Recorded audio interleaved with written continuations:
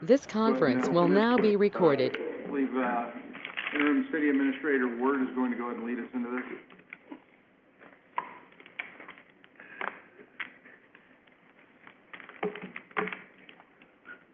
Well, good morning. Good morning. Good morning. All right, let's get motivated, right? Lots to do today. So, to start off, things will look a little bit different this year in the, hey, so would you move the mouse over to the one screen so it'll work? If you just move it onto the second screen, onto that screen or that screen, either one. First technical tafu. There it is, all right. So, what the plan is this morning, there's the agenda with, kind of how things should look with it. We may be longer, we may be shorter. Just depends on it. The whole point of it is a conversation. So, staff is right up here in front, and don't hesitate to ask them questions. So I'm going to do a little bit of a review and a little bit of an outlook for the next year. But again, they're right here to ask questions as we go through the review. Then, after the break, during the overview of presentations, they're going to get up and give you a brief overview of each one of their presentations and the items that you see in the score sheet. So that gives you an opportunity. We can stop, we can talk about their projects, what they're doing, ask questions of each one of them. So you've got that opportunity. So we're going to spend a little bit more time on that as opposed to some of the other things. Make sense? Any questions so far? I want to take a moment real quick, though, to talk about staff, not in a bad way, but, you know, I've worked for the city for 25 years. I've worked for the city for 25 years. You know, I've been in at the level to deal with department heads for well over 10 years. And the group of folks that we have are very talented. They're great folks. They get along well. They work well. You know, at our staff meetings, it's a cohesive team. When somebody needs something, they step up to help each other. I have not seen that at that level in my career here, so I'm very proud of them, and I want to start off with that. When we look at the future, we got to first talk about what happened in 25, right, or what's happening now currently in fiscal year 2025, or what have we accomplished. So I'll go through this. I don't want to go through it too fast, but I also want to go through it at a level that if you guys have questions about any of this stuff, again, staff is right here to talk to you and to answer questions about whatever you want to talk about. So we're going to go through it by each department and what came up through the year. So the police department, some of the things that you guys were brought towards you and that we implemented was, first in the police department was the software implementation. If you guys remember, the police department gave a presentation about different types of software that would help make their jobs easier, faster, more efficient. They do have some of it implemented. It has been a challenge a little bit this year, and one piece of software ended up being bumped to the next year.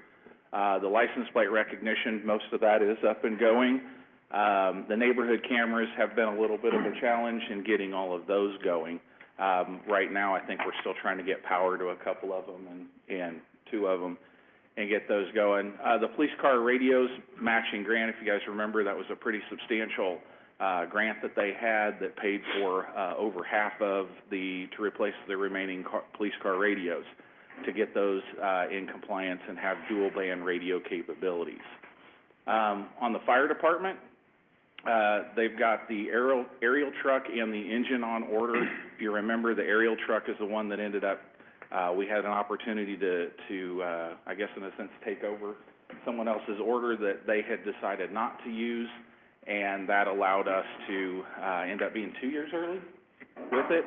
And then the engine will be here in 26. We've also added staffing to help with the squads. Is the second squad up and going? No. Not yet? Staffing, those six start 20. Okay, so we should get that second squad up and going soon. We've added the ballistic vest and actually got a grant for most of that. And then we're also in the design and planning stage for the Central Fire Station and Training Center. We have regular meetings with the architects and design on that and working through it. And it's always a challenge to try to get what you need and what's gonna work in a good budget and the amount that we had planned for it. And of course, with inflation and some of the challenges that we face with that in supply chain, it is a significant challenge.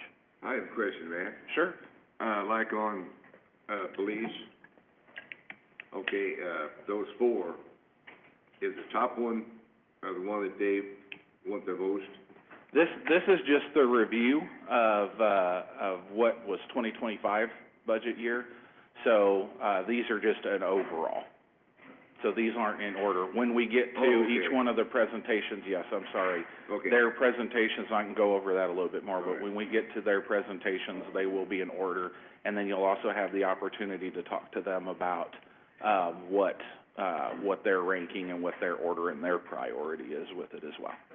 Sure, no, not a problem, because sometimes I get in a hurry and I don't always, say everything I need to say. So if you got a question, don't hesitate to ask.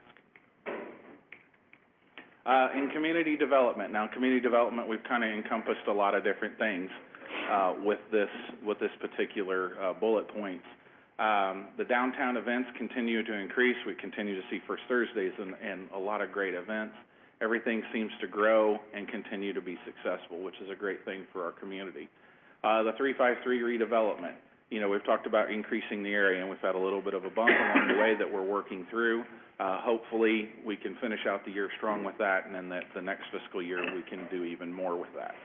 The CDBG grant, if you guys remember that one is a grant that allows us to have sidewalks and curbs in between Emmett and New York and 4th and 5th. And the idea with that is that we can kind of, that's the seed for that community and that area and that neighborhood to hopefully encourage some growth there.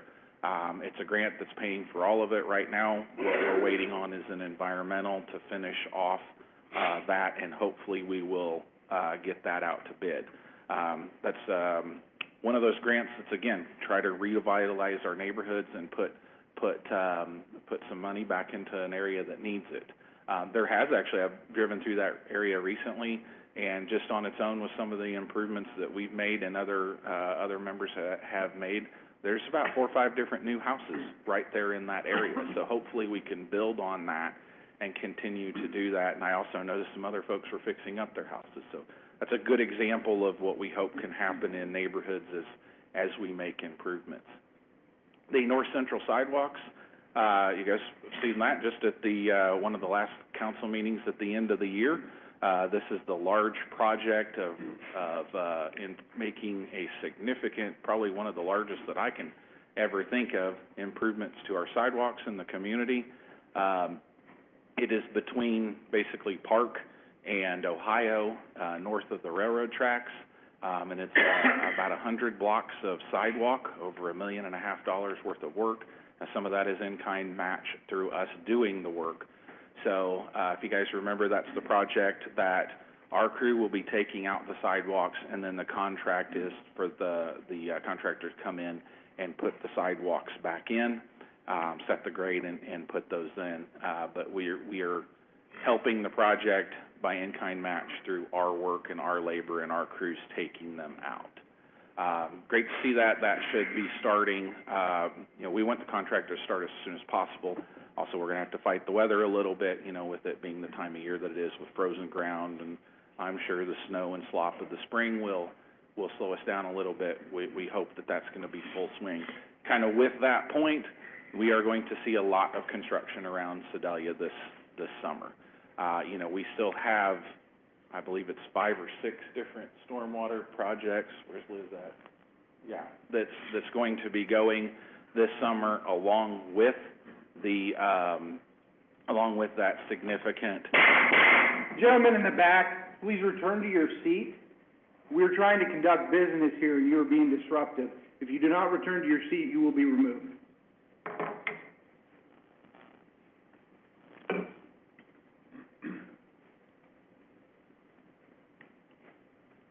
Okay, proceed. Thank you. So if you, on the different projects that we've got going on, that's going to be quite a bit of construction. So you'll see, you know, those are challenges that we'll face.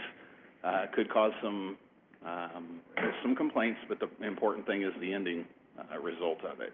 We have, like, for example, some of the flooding that we had along 16th Street, things like that, those projects are set to take care of that. So it'll be great to see those things. The sidewalk project will take a significant amount of time. Building and cone, downtown inspections should be finishing up. One of the things that we've really been working on is to incentivize the training to promote and retain certified staff. You know, with the building and code, we want to have our folks know as much as possible, be professional, and know what they're doing. So when they do those inspections, they are a tool for our customer to help them through the project.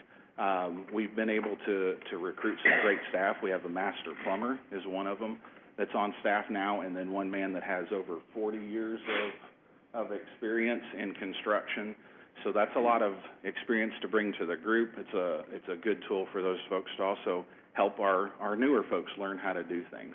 We also reduced one code enforcement officer recently to help promote and use that for engagement, to bring about and provide more information to the community and what we're doing. A lot of the challenges that we have are getting the information out. Staff is very busy. They have a lot of things to do. We want to get more information out, and we want to provide more information to the public, so that's going to hopefully help in what we do for the future and what people are able to see as we work through different projects.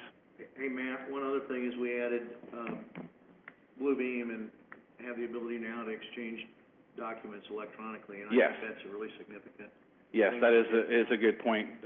What Counselor's talking about is that Bluebeam is a program that when someone has a set of blueprints or plans, they would a lot of times have to print those out and bring those in paper. We all know that that's expensive. A lot of times it can be hundreds of dollars for additional amounts of prints. So now a architect or a designer can take and submit that electronically. The building official and the fire official that are reviewing those plans and public works officials, if it has to do with stormwater, for example, in a project, they can electronically review that, make their comments, put it on there, and then exchange it through the group of folks that are reviewing those. So we save time and money by being able to do that. Also, you know, if you have a physical set of plans, only one person might be able to review it at a time, and instead multiple people can review it at a time. And it also provides a transparency to the folks that are, for example, if you're the architect and you see that, you know who made the comments, when they made the comments, and we can exchange it quickly. So yeah, it has helped quite a bit. Anything that we can do to reduce the cost and time. The cemetery, you know, they have cleared part of the project this winter is to help clear and reclaim some of that property west of Veterans Memorial Drive. And then Roger's been working on the committal service shelter, which you're going to see today. He's gotten the design together on that. And of course, he continues to have make improvements throughout the cemetery. The animal shelter, they finished up their e-ticketing implementation. They've also had a retaining wall project that has actually done very well on getting things cleaned up and drainage. That was a neat project in the fact that it was done by internal staff and getting that project worked on. We're going to talk a little bit just for a second on the need for the wall improvements that we'll probably be bringing to you soon, where the epoxy on the walls is falling off. So we need to get that fixed to help maintain our permit and our license with the state. On the airport, we've got the environmental assessment of wetlands that is part of the process of making improvements that Derek is going to talk a little bit more about today. He's got some great information about grants and how we can move forward with that, with making a substantial improvements to the airport. We're still working on upgrading the aviation fuel pumps. We've had a little bit of a hiccup, you know, that supply chain and electronics still seems to rear its ugly head at times because of getting things. So you guys approved getting the aviation fuel pumps repaired, and hopefully any time they should be getting that fixed. So it's been a challenge. The airport's also been moved to an enterprise fund, and Derek's worked very, very hard to start getting that to be able to be self-supportive It will take some time, but he does a lot of work out there on airplanes and seems to always, anytime I stop by there, be very busy with what he's doing and, which the amount of work that he is doing. In the street department, we are still working with the roadway asset survey, the software for evaluation of roads. We're still waiting to get the final product back from them. It does take some time. If you guys remember, this is the project where they went out and they scanned all of our roads to determine the condition and the state that our roads are in. The idea behind that was to get a good grasp and inventory of what we have in our roadway system and where the condition is. You know, you'd think you drive around, you might be able to do the same thing, but these folks, it's a very comprehensive way of doing things. The idea is that we will be able to take that and make further evaluations in conjunction with traffic counts on the roadways.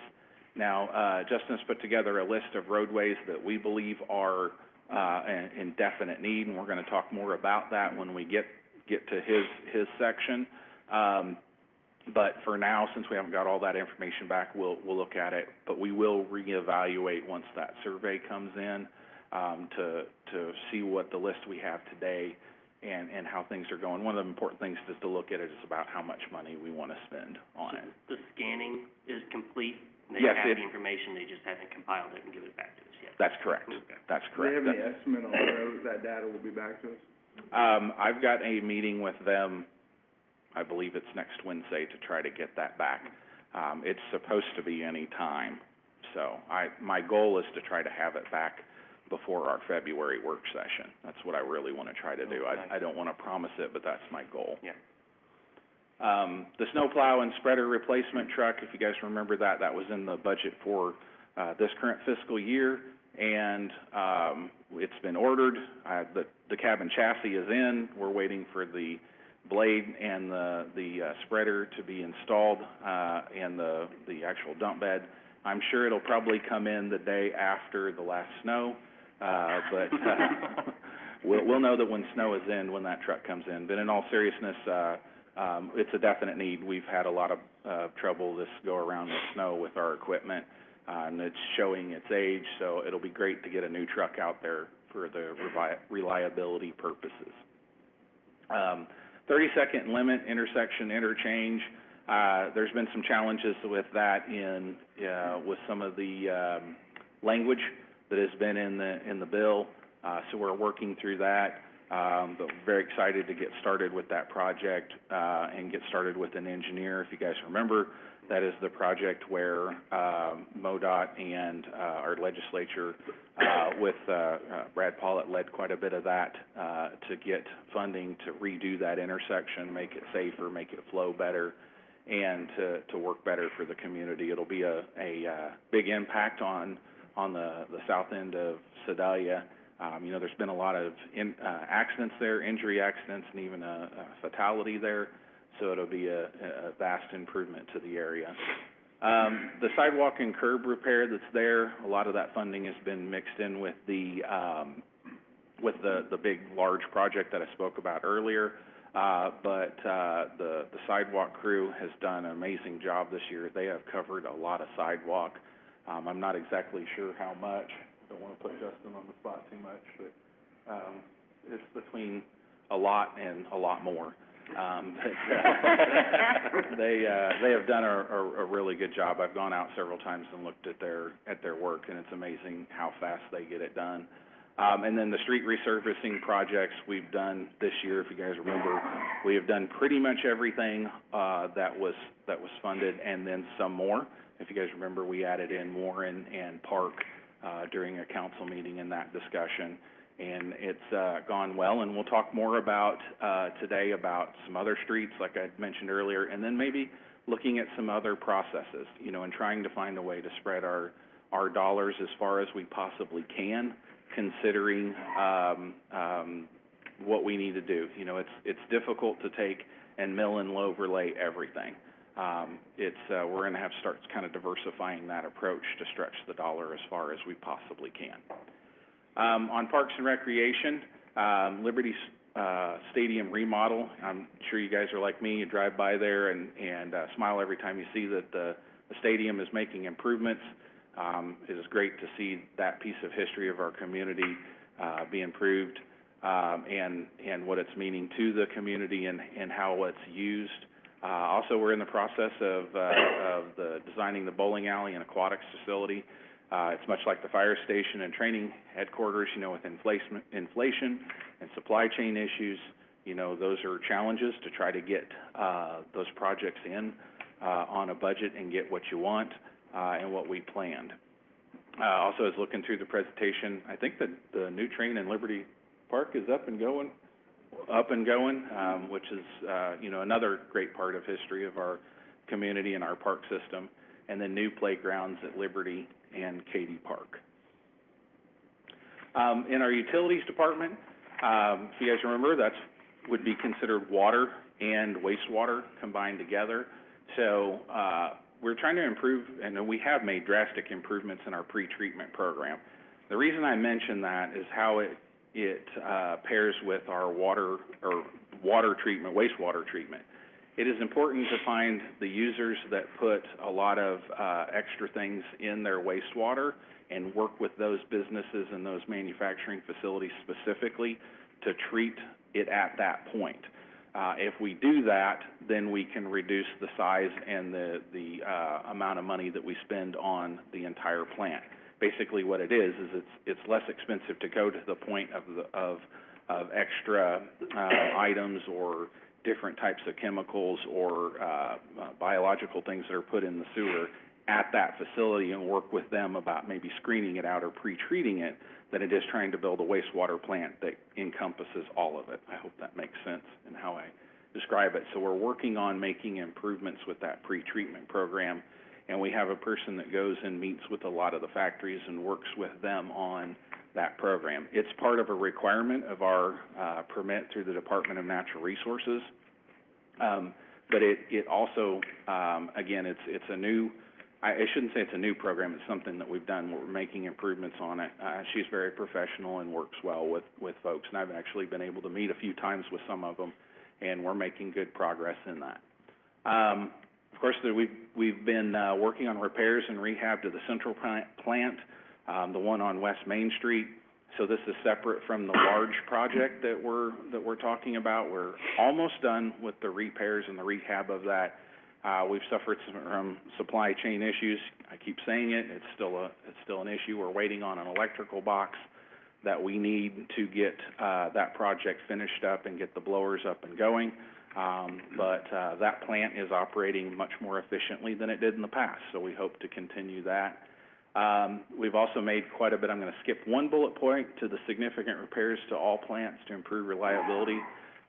We have had to do quite a bit of work this year on different pumps and valves and testing equipment and all kinds of things this year to improve the reliability, but we're making progress. We have done quite a bit of things. William and his team and Chris Davies have discovered several things at North that got us into better compliance with that plant as we continue to use it in lieu of getting the new plant built. But that's good to see. You know, anytime we want to obviously meet our requirements from the state and how those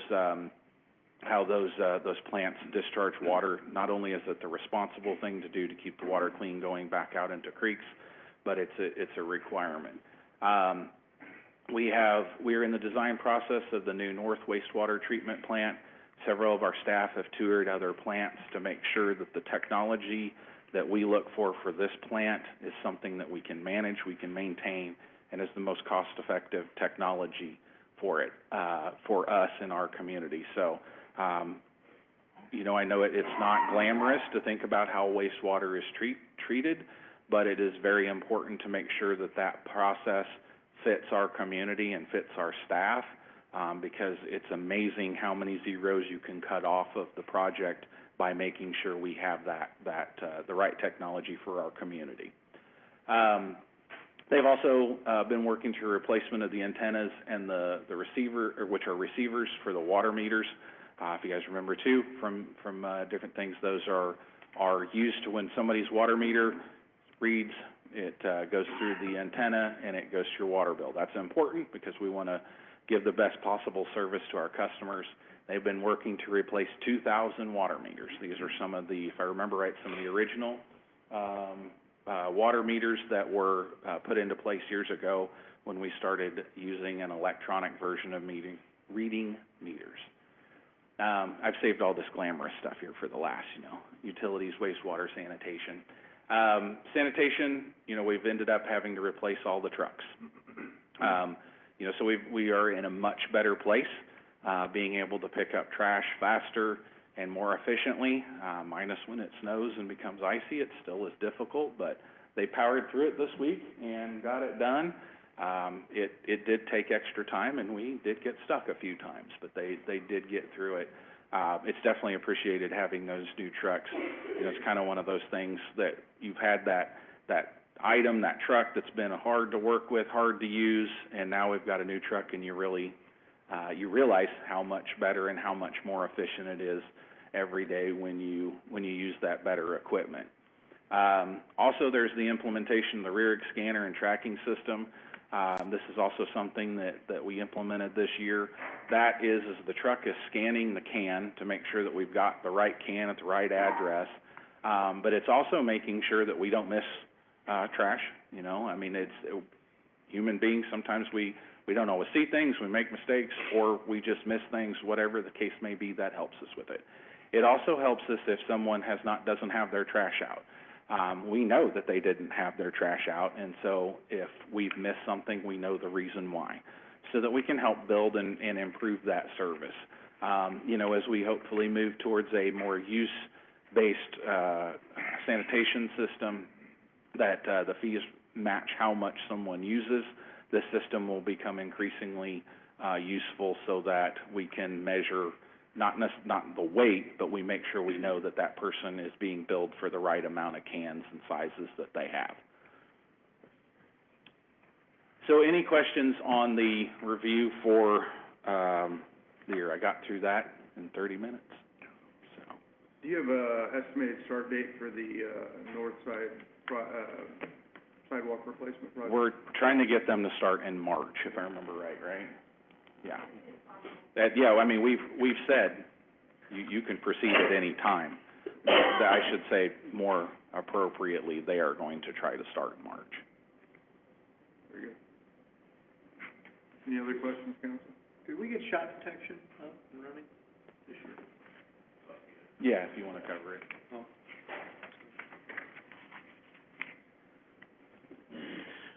I did not purchase the shot detection. I know it got approved, but looking at the program, I was really wanting it to be able to penetrate into schools. I was wanting to put it where I would have gotten 2 schools, and then downtown, it didn't penetrate the walls, and the reality is, it was $40,000 that, pardon the pun, I just could not pull the trigger on spending the money, on taking a chance on what it would get us.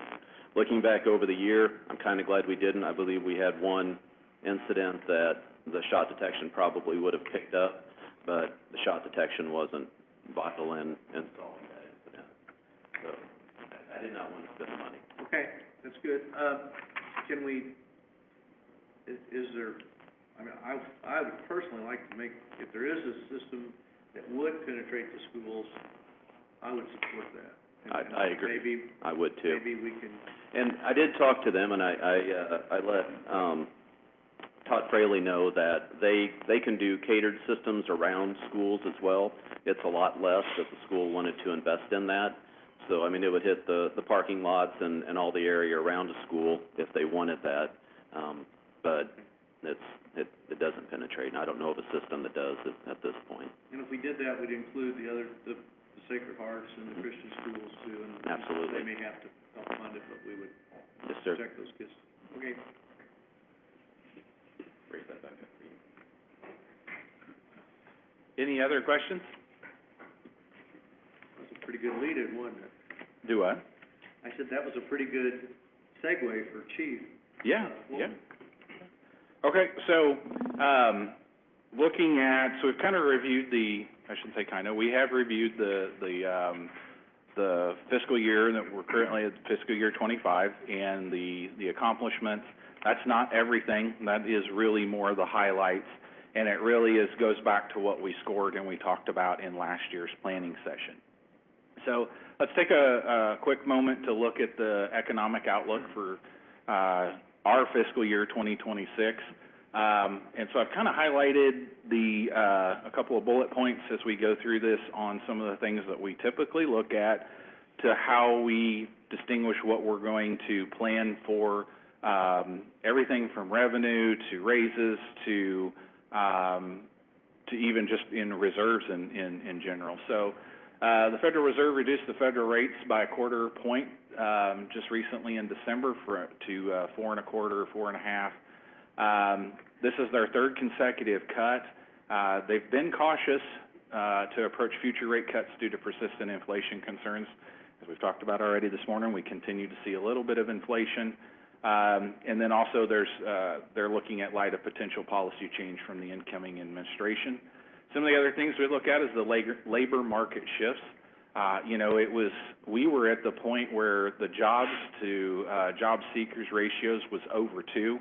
We're now down to 1.2, indicating a loosening labor market.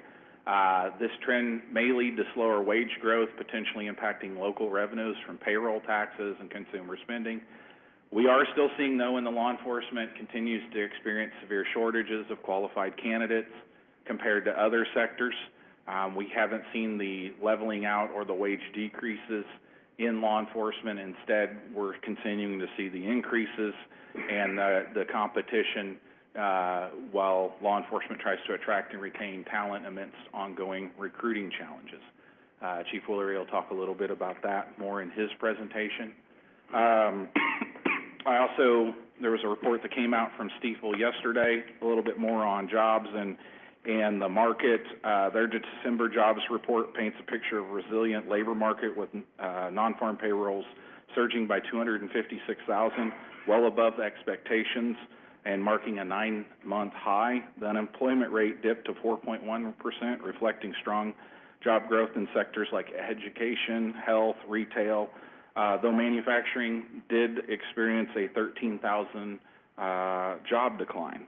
Wages are grew about 3.9% over the past year, showing steady, if slightly slowing momentum.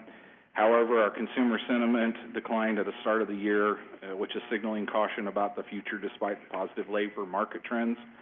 Meanwhile, inflation remains a key focus, with upcoming data expected to show gradual increases. Policymakers are balancing optimism about the economic stability with concerns over persistent inflation.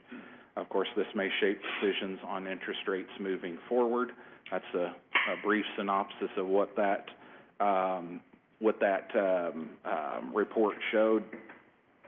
The real GDP growth of third quarter of 2024 was 3.1%. It's reflecting a strong consumer spending, robust business investment, and that our supply chain is recovering.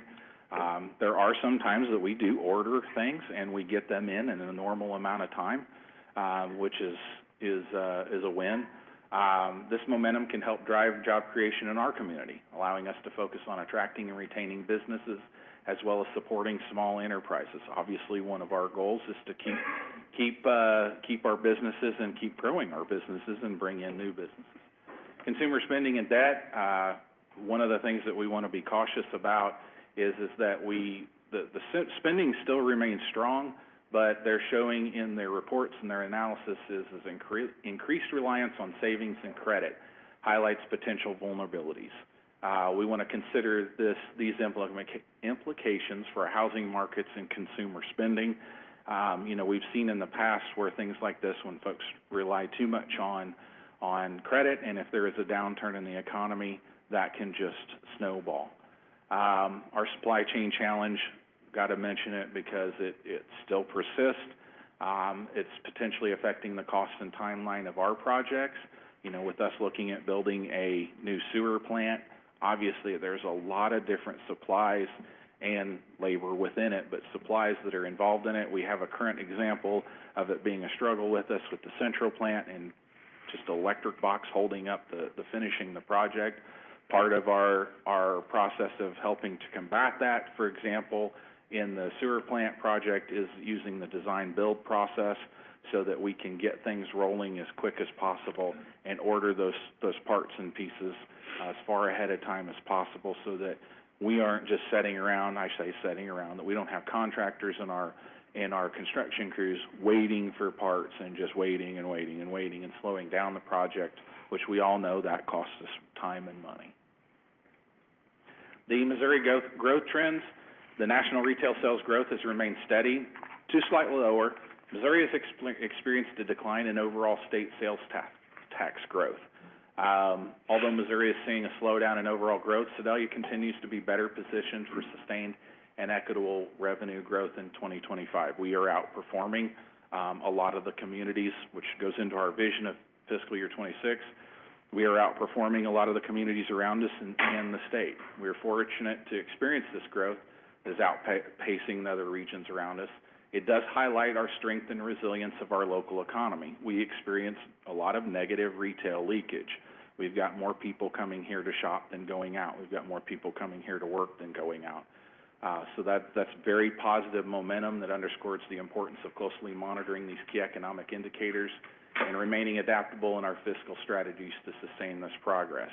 What all that means is that we've got to keep track of all these indicators as we create our budget, as we plan for the future, because there are little ways that we can watch and make sure that the way we spend our funds and what we're planning and doing is not going to go beyond our means.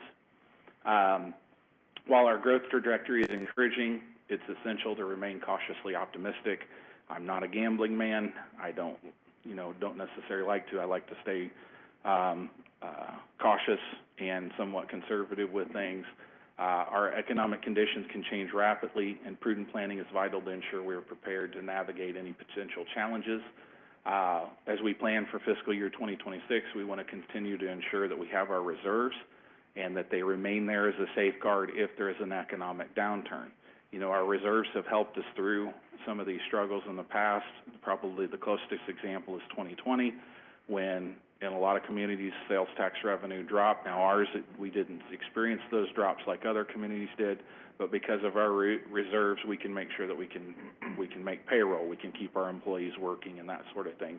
There were communities very close to us that ended up having to lay off people or put them on reduced work weeks. So important to keep those reserves in place, and I think that's it's a pretty common goal amongst all of us. So continuing on with the fiscal year 2026 vision.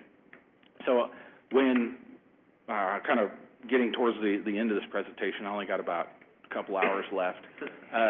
So one of the things, though, I like to do is get our mindset right.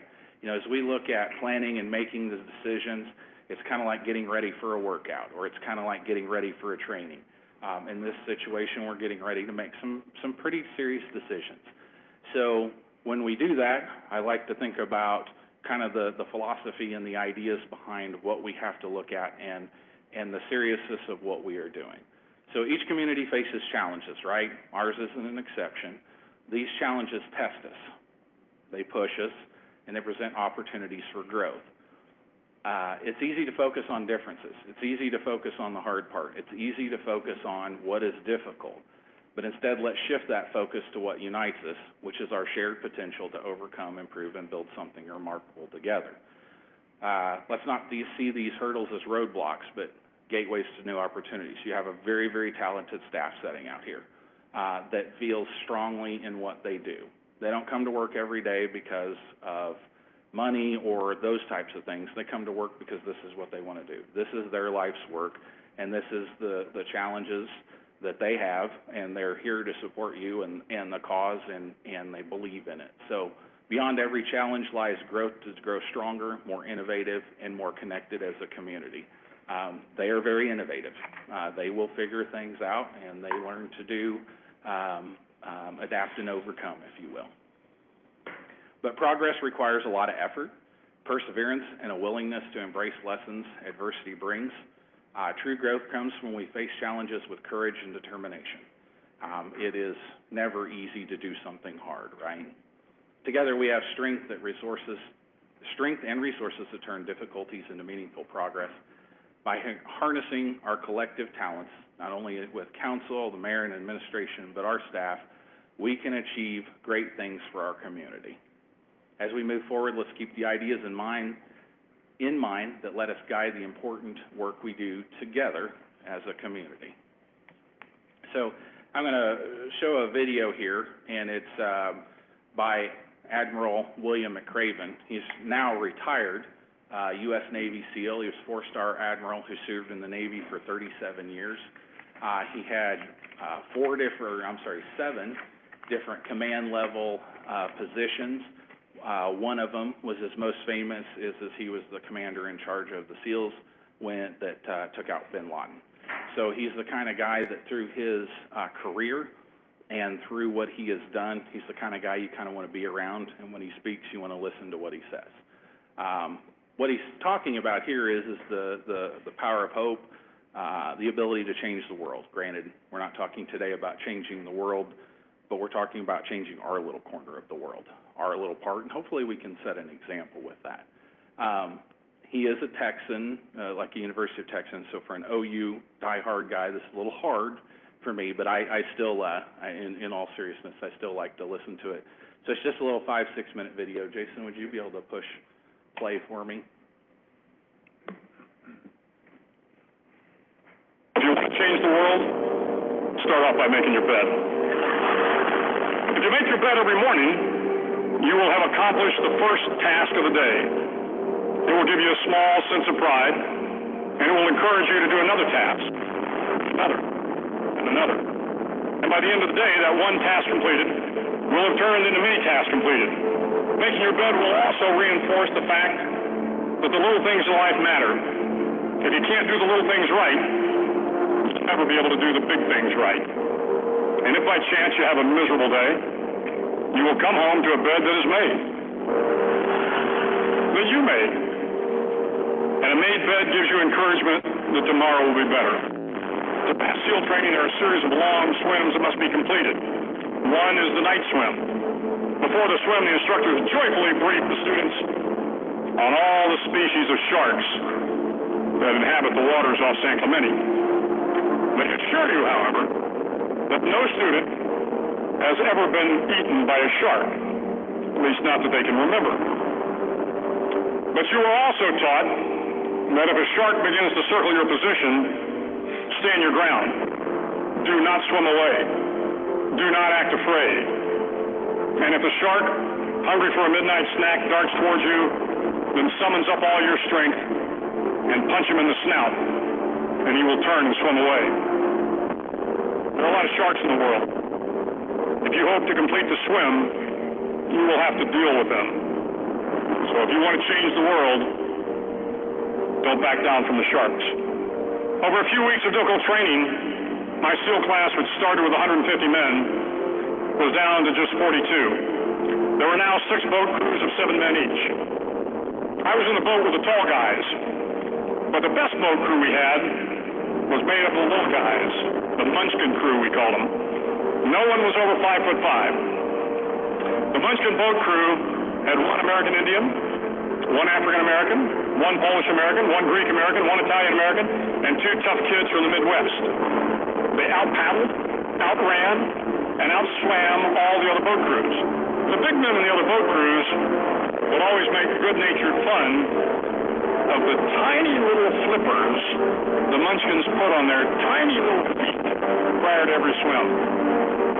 But somehow these little guys, from every corner of the nation and the world, always had the last laugh, swimming faster than everyone and reaching the shore long before the rest of us. SEAL training was a great equalizer. Nothing mattered but your will to succeed, not your color, not your ethnic background, not your education, not your social status. If you want to change the world, measure a person by the size of their heart, not by the size of their flippers. The 9th week of training is referred to as Hell Week. It is 6 days of no sleep, constant physical and mental harassment, and 1 special day at the Mud Flats. The Mud Flats are an area between San Diego and Tijuana where the water runs off and creates the Tijuana Sloughs, a swampy patch of terrain where the mud will engulf you. It is on Wednesday of Hell Week that you paddle down to the mud flats and spend the next 15 hours trying to survive the freezing cold, the howling wind, and the incessant pressure to quit from the instructors. As the sun began to set that Wednesday evening, my training class, having committed some egregious infraction of rules, was ordered into the mud. The mud consumed each man till there was nothing visible but our heads. The instructors told us we could leave the mud if only 5 men would quit. Only 5 men, just 5 men, and we could get out of the oppressive cold. Looking around the mud flat, it was apparent that some students were about to give up. It was still over 8 hours till the sun came up. 8 more hours of bone-chilling cold. The chattering teeth and shivering moans of the trainees were so loud, it was hard to hear anything. And then one voice began to echo through the night. One voice raised in song. The song was terribly out of tune, but sung with great enthusiasm. One voice became 2, and 2 became 3, and before long, everyone in the class was singing. The instructors threatened us with more time in the mud if we kept up the singing, but the singing persisted, and somehow the mud seemed a little warmer, and the wind a little tamer, and the dawn not so far away. If I have learned anything in my time traveling the world, it is the power of hope. The power of one person, a Washington, a Lincoln, King, Mandela, and even a young girl from Pakistan, Malala. One person can change the world by giving people hope.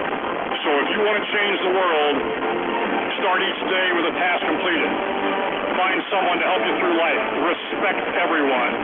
Know that life is not fair and that you will fail often. But if you take some risks, step up when the times are the toughest, face down the bullies, lift up the downtrodden, and never, ever give up. If you do these things, the next generation and the generations that follow will live in a world far better than the one we have today. And what started here will indeed have changed the world for the better.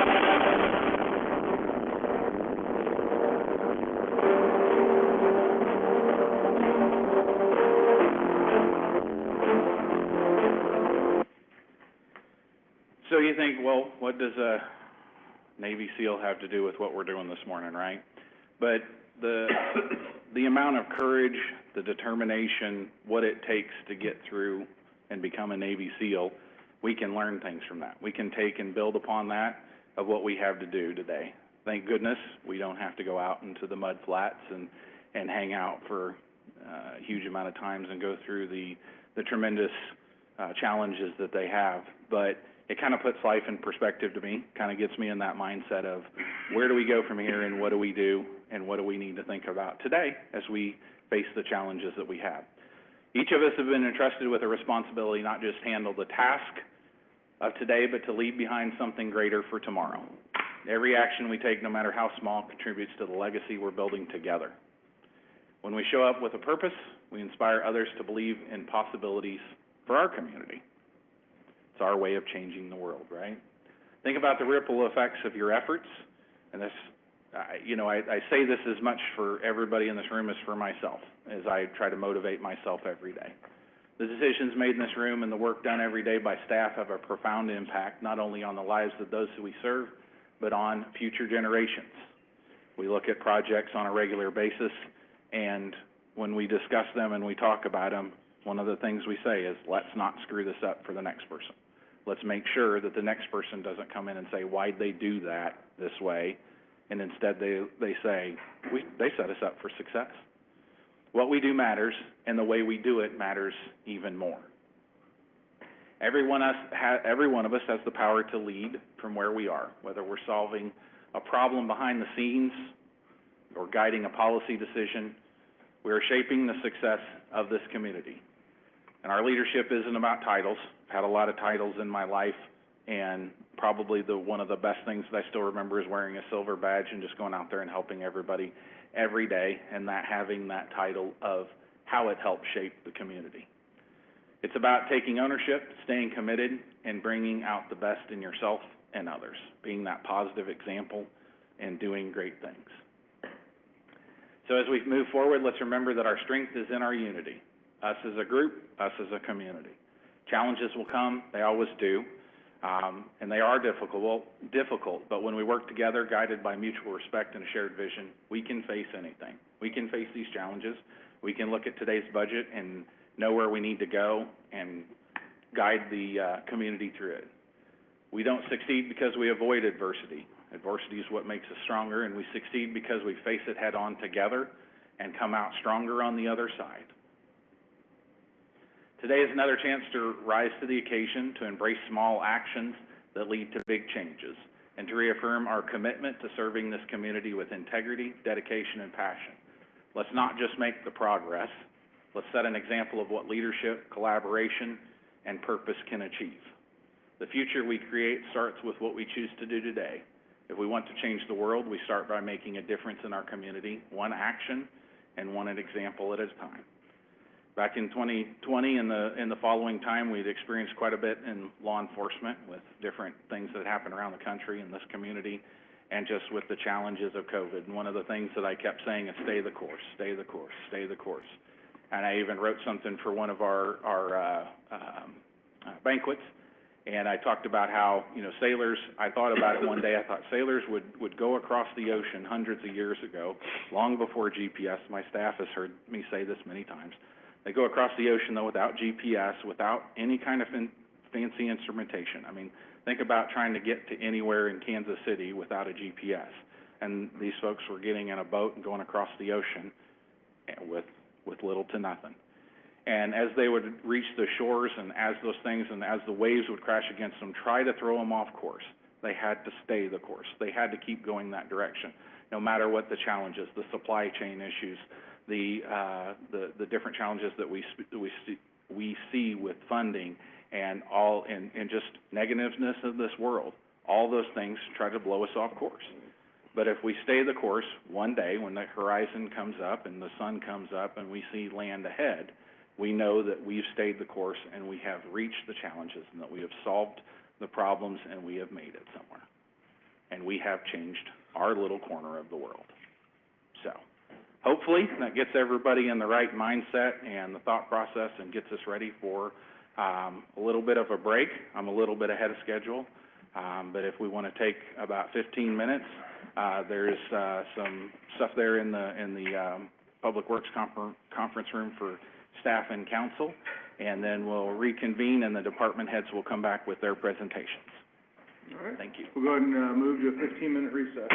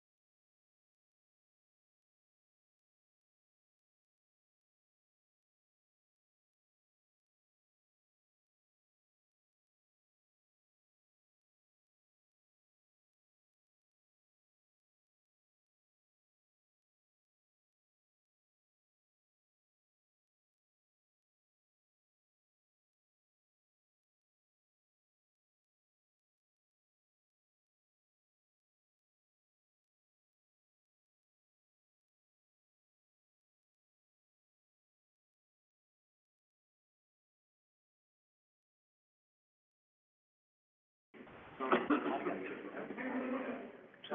I don't know if like the thermostat does that, or.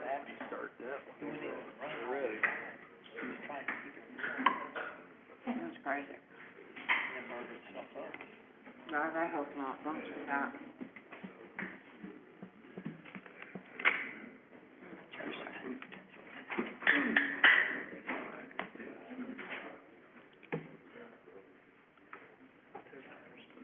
Oh, boy.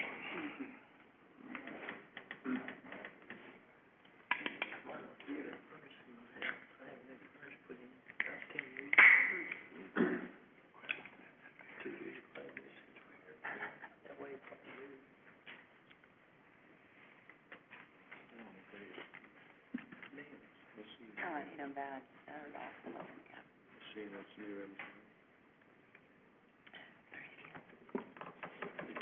He needs a rubber, that's what, he doesn't need a rubber mat, he needs a rubber plate, so he can hit the rubber plate.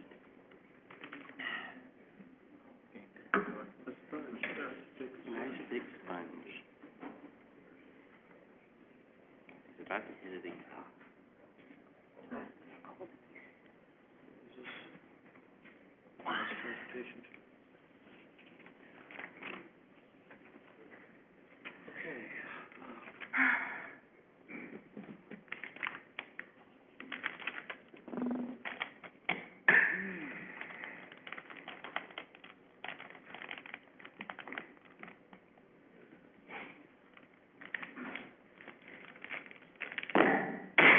The meeting will now come back to order. The 15-minute recess is concluded, and we will resume with the next item on the agenda. Interim City Administrator Wirt, you have the floor. Okay, so we're gonna move on to our fiscal year 2026 department presentation review. So, Jason, would you mind moving that mouse back over to that screen? I apologize, it has to be on a certain screen for the clicker to work.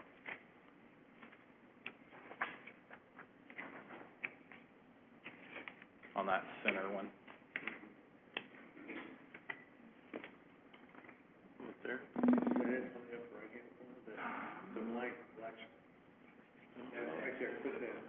Yeah, you have to actually click on that center screen. Try it. There we go. I apologize. What we're gonna do is we're gonna start off first with the, presentation about the enterprise resource planning, and then we'll move on to each one of the department reviews. What you'll see before each one that starts is a slide like this, which will tell the department staff which person is up next. So when you guys see that, you'll know that it's you up next. The clicker is up here, microphone, so you can come up and use it. If council has any questions along the way, please don't hesitate to ask.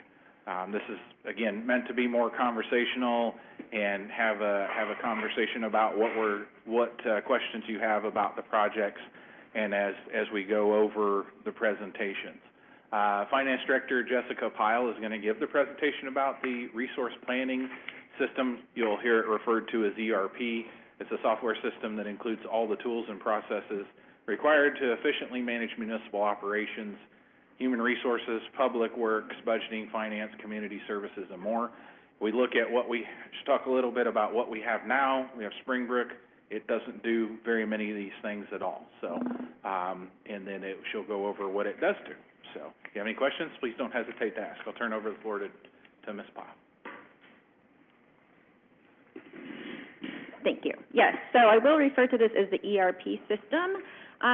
Currently, the system, we use it for our financial and accounting system, including payroll. It has employee management, and then it's used for issuing permits and licenses. The desktop system that we use was implemented in 2011 with Springbrook software. The company is no longer enhancing the desktop system. They have a cloud platform that they would like everybody to move toward. And so remaining in the current system has extreme limitations for the future delivery of services. If you're familiar, when a vendor wants to do away with something, they'll quit supporting it, they'll quit providing enhancements. So, this is a good time for us to start researching other opportunities. There have been discussions among staff that include a desire for a citizen engagement tool, utilizing a work order system, a more intelligent purchase order system, and a more robust payroll and timekeeping system. And these are areas where the current ERP system is lacking, either by not offering a solution or that the solution is not meeting the expectations of the new age that we are in. So in August, staff members formed a project team of 8 to 9 team members. There were more than a dozen exploratory meetings held, including representation from nearly every department within the city of Sedalia, to discuss solutions to the current needs. These needs were identified as system requirements, and hundreds of system requirements were identified in these meetings. These system requirements were shared with a handful of potential ERP vendors who responded with product demonstrations. Some demonstrations offered about the same solution that we use present day. Some vendor solutions could meet part or a majority of the system requirements that we presented, which would require additional products in addition to what the product that we saw in order to meet all of our requirements. However, there was one ERP product demonstration that met practically all of the system requirements that we had identified. The ideal solution would be one cohesive system across the city of Sedalia, bridging and connecting every department. Staff members were literally blown away and realized that our ideal could be a reality. Furthermore, staff members participated in 3 phone calls with cities that use the same features of the preferred ERP solution. And responses from those calls were favorable, with caution regarding the implementation process. The recommendations were to be sure to manage the implementation process closely, and that the implementation project should be diligent and not rushed. The majority of these cities are adding on to their suite of products with the vendor because, like I said, the majority of them don't use all of the suites that are provided, but they are looking at adding, or in the process of adding, more additional suites with the same vendor. So most of them were pleased. There was one city that we did contact who have been dropping platforms of this same solution, and they cited that it wasn't meeting their needs. So in addition to the functions of the ERP system, there are many more platforms to what we use today that are available in this new system. They're all listed here. I'm going to go into detail on some of them. At the bottom, the Robust Content Manager, that is a housing for all of the documents that are stored within the system. And so it allows a highly intelligent search function for documents that are housed within the system, where we can pull like invoices or permits, just in content and all kinds of other documents. So it's just really robust. And then the system also includes a budgeting module that functions really comparatively to the current database that we use right now in building the budget, with the addition of professional document production. So this is a look at a citizen engagement module. These are live snapshots from cities that use the software currently, where citizens can report a problem, and you can see in this particular city a list of the problems that have been reported. And then on the right, you can see where the city has responded to those problems. This is in Des Moines, Iowa, which uses the same vendor for pretty much all of their solutions. So that's what the citizen engagement portal would look like. This is a snap from the web where you can search public records. You can apply for permits, and then some businesses would have logins where they can, and I guess some citizens for utility billing, where this is where they would log in. So this is what it would look like. So that's what the portal looks like. So businesses or individuals can create an account and apply online for their license or permit, where they would submit their application online, and they can monitor the status. So there would be a workflow tied to each application, and the citizen can see where it's in review, or if there's another document that's needed, they can submit that document online and upload it. It generates an electronic invoice whenever the permit or license is approved and is ready for payment. The individual can make the payment online, and then they can also receive an electronic version of their permit or license digitally. So would that eliminate the need for them to actually physically visit City Hall and? Yes. Awesome, okay. And currently, we do have an online process. It's just not very intelligent. So we do have that option now, but this is a better solution. Would this system respond to Freedom of Information requests? It could.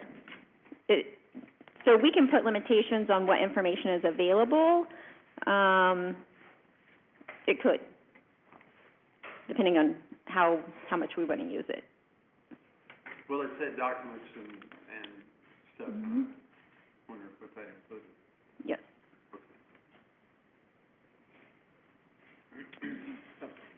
Maybe this is the time, Jessica, before you go on. So I've kind of envisioned just a dashboard for the city that would have not only this application where you could apply for things, but also report how we're doing with regard to a variety of different things, how many calls for service we have, so that people can really look and see all the things that we do, not just the negative things. But you know what I mean when I say a dashboard, just the day-to-day activities that we respond to, that is an indication of the city's performance. Is there any, does it have any feature like that? So when a user logs in, they have a dashboard, and it's customizable.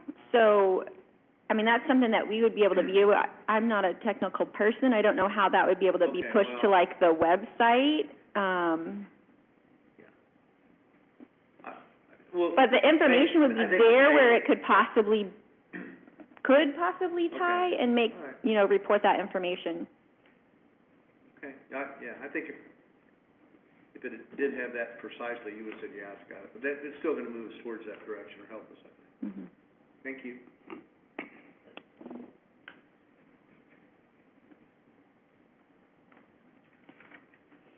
So, through work orders, this is how all of the departments can be tied together. So this is just an example of what a work order could do. So code goes out and they see a need for mowing at a certain resident.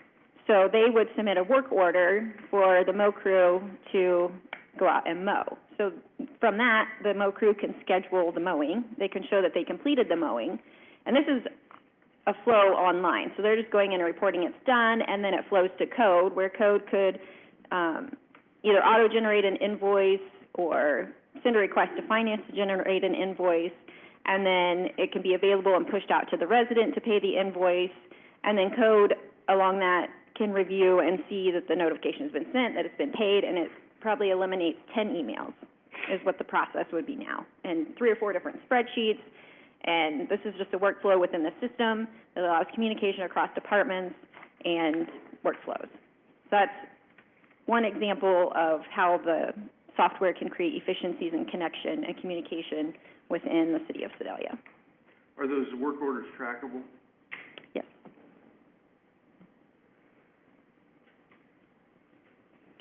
Another really intelligent piece of the software is practically everything that would be applicable could be tied to the GIS mapping system.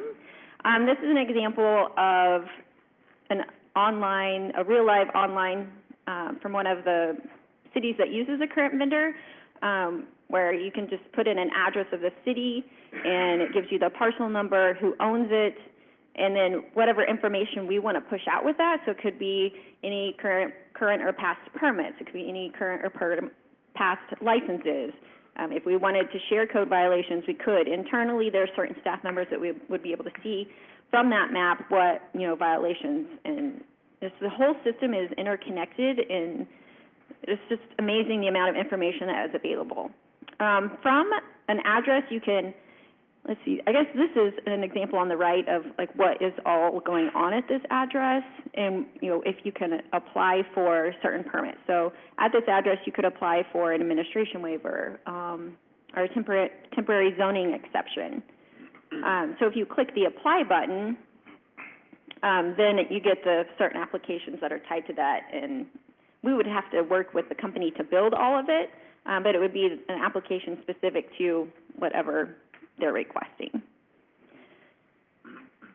Another feature is the smart meter access. So any water utility customer would be able to log into their account and see the consumption of their meter within real time. Right now we can see probably within the last 5 hours, and we can see every read hour by hour and what consumption is. So this is available to staff, and we monitor this, but citizens aren't able to see it. So if somebody has a leak, they might call us 5 times in one day to see if the leak has stopped. But this is something that could be at their fingertips if we wanted to go with this vendor and choose this option for them.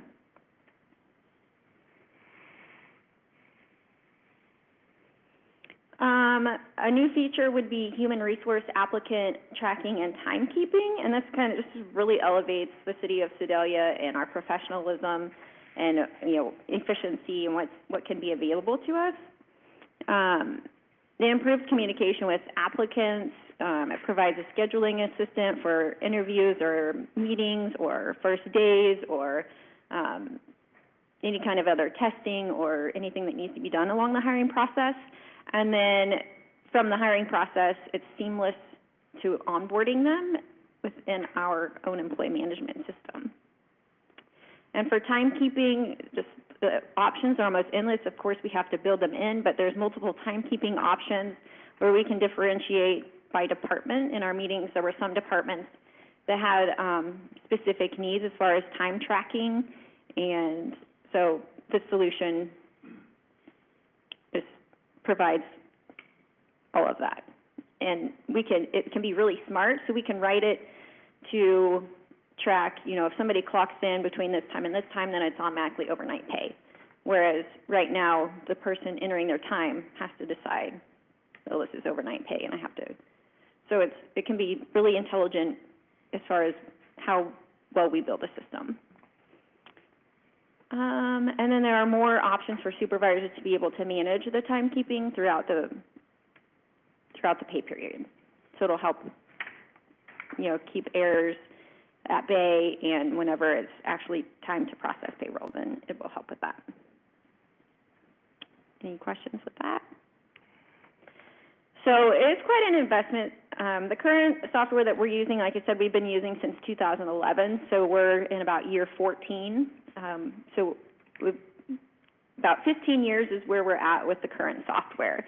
So we're looking at an investment in a new application that can really help create some efficiencies, provide more tools for citizens, and help just kind of ease the use of issuing permits and licenses on the citizen side. There's a one-time implementation fee estimated of a little bit over $500,000. That includes all of the implementation with the vendor. They would be side by side with us as we're building reports and applications and setting up all of the smart solutions within the software. And implement. Does that include data coming from the old system into the new system? Yes, data conversion. Okay. The conversion process could take, you know, up to 2 years. I mean, we've got a lot that we're trying to implement. You know, some conversion, some new. So it is a process.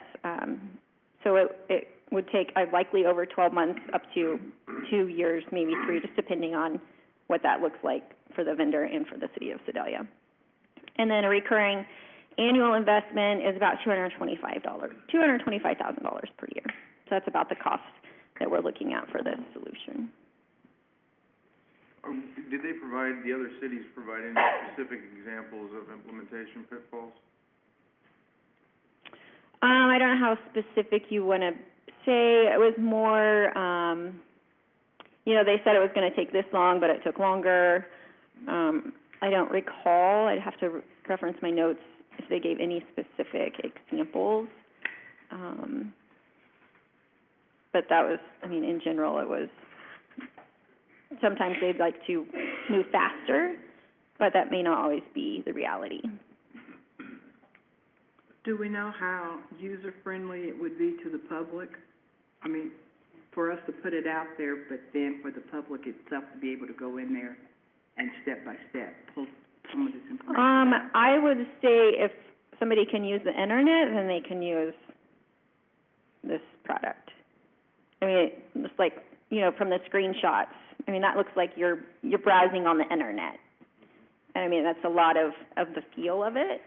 One of the cities that we talked to yesterday said it was very easy for their residents and businesses to learn the applications. So Okay, thank you. I feel like it would be. That 700,000 is just software, is that correct? There is a very minimal hardware cost, and the hardware cost is for terminals to take payments, and it's less than $10,000. Okay. Have we looked at our hardware on the computers on our desktops? Are they all gonna be able to, are we gonna have additional hardware costs from this because the software requires more RAM or? No, it shouldn't require anything, more than what we have. It all runs over the web, so anything Okay. can run the web browser will run this. Okay. Actually, Chris wanted to actually decrease our need for hardware because this will be cloud-based. So we won't have to have as much storage in-house. So over time, it won't immediately, but over Yeah, time, we'll have, have to buy storage disks that we have to replace as well. So we've got how many terabytes of storage that we have. There's a lot, and that part of the expense is pretty high, so we'll eliminate some of that. And as far as user, usability, you know, if they've got a smartphone, it'll run on a smartphone, so it'll be, you know, tap on the screen, they can enter whatever they need to look up. So it should be real user-friendly, it should reduce a lot of our in-house, maintenance costs. You mentioned smartphone. It can work on smartphones. We've had discussions in the past about the city creating an app, for iPhones and Androids. Will this help us make that a reality? Can this program, is an app included with this that we can have for the public? Yeah, they do include an app with this. Oh, And the way it ties to our GIS is if you allow it to see where your location is, if you're reporting a pothole, then you can pin it to that location. mm-hmm. What do we spend currently on the current system? Around a little bit over $100,000 a year. On the implementation side, being a part of new systems coming in the past, there is a certain amount of buy-in that has to happen from department heads and collaboration of all the department heads committed towards moving to this new system.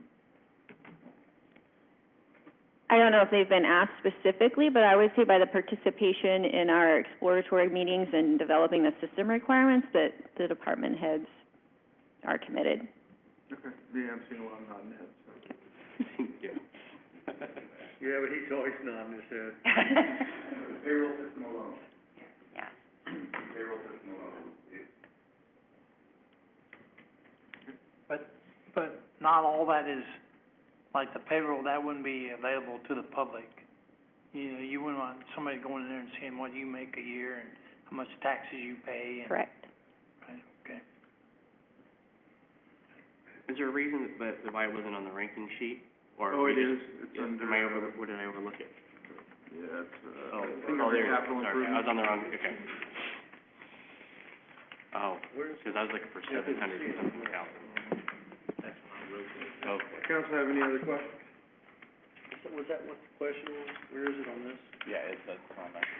Yeah, it's on the third page. And Thank you, Director. we'll go over the ranking sheet, Thank you. right before we start, the scoring portion of it. All right, up next, Chief Irwin. Fund project?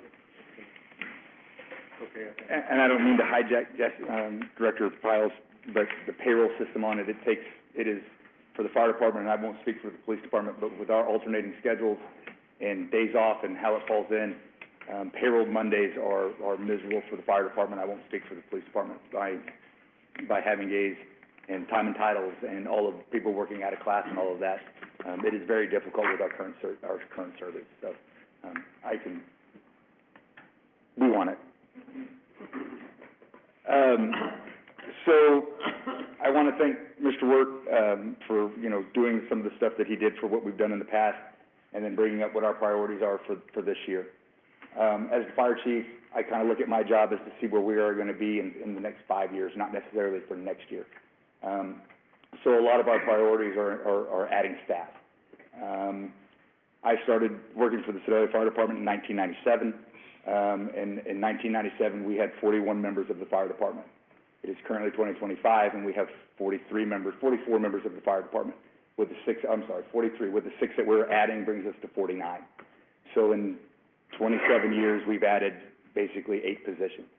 So we are looking at city growth and where the city is going to grow, and how the fire department is going to function.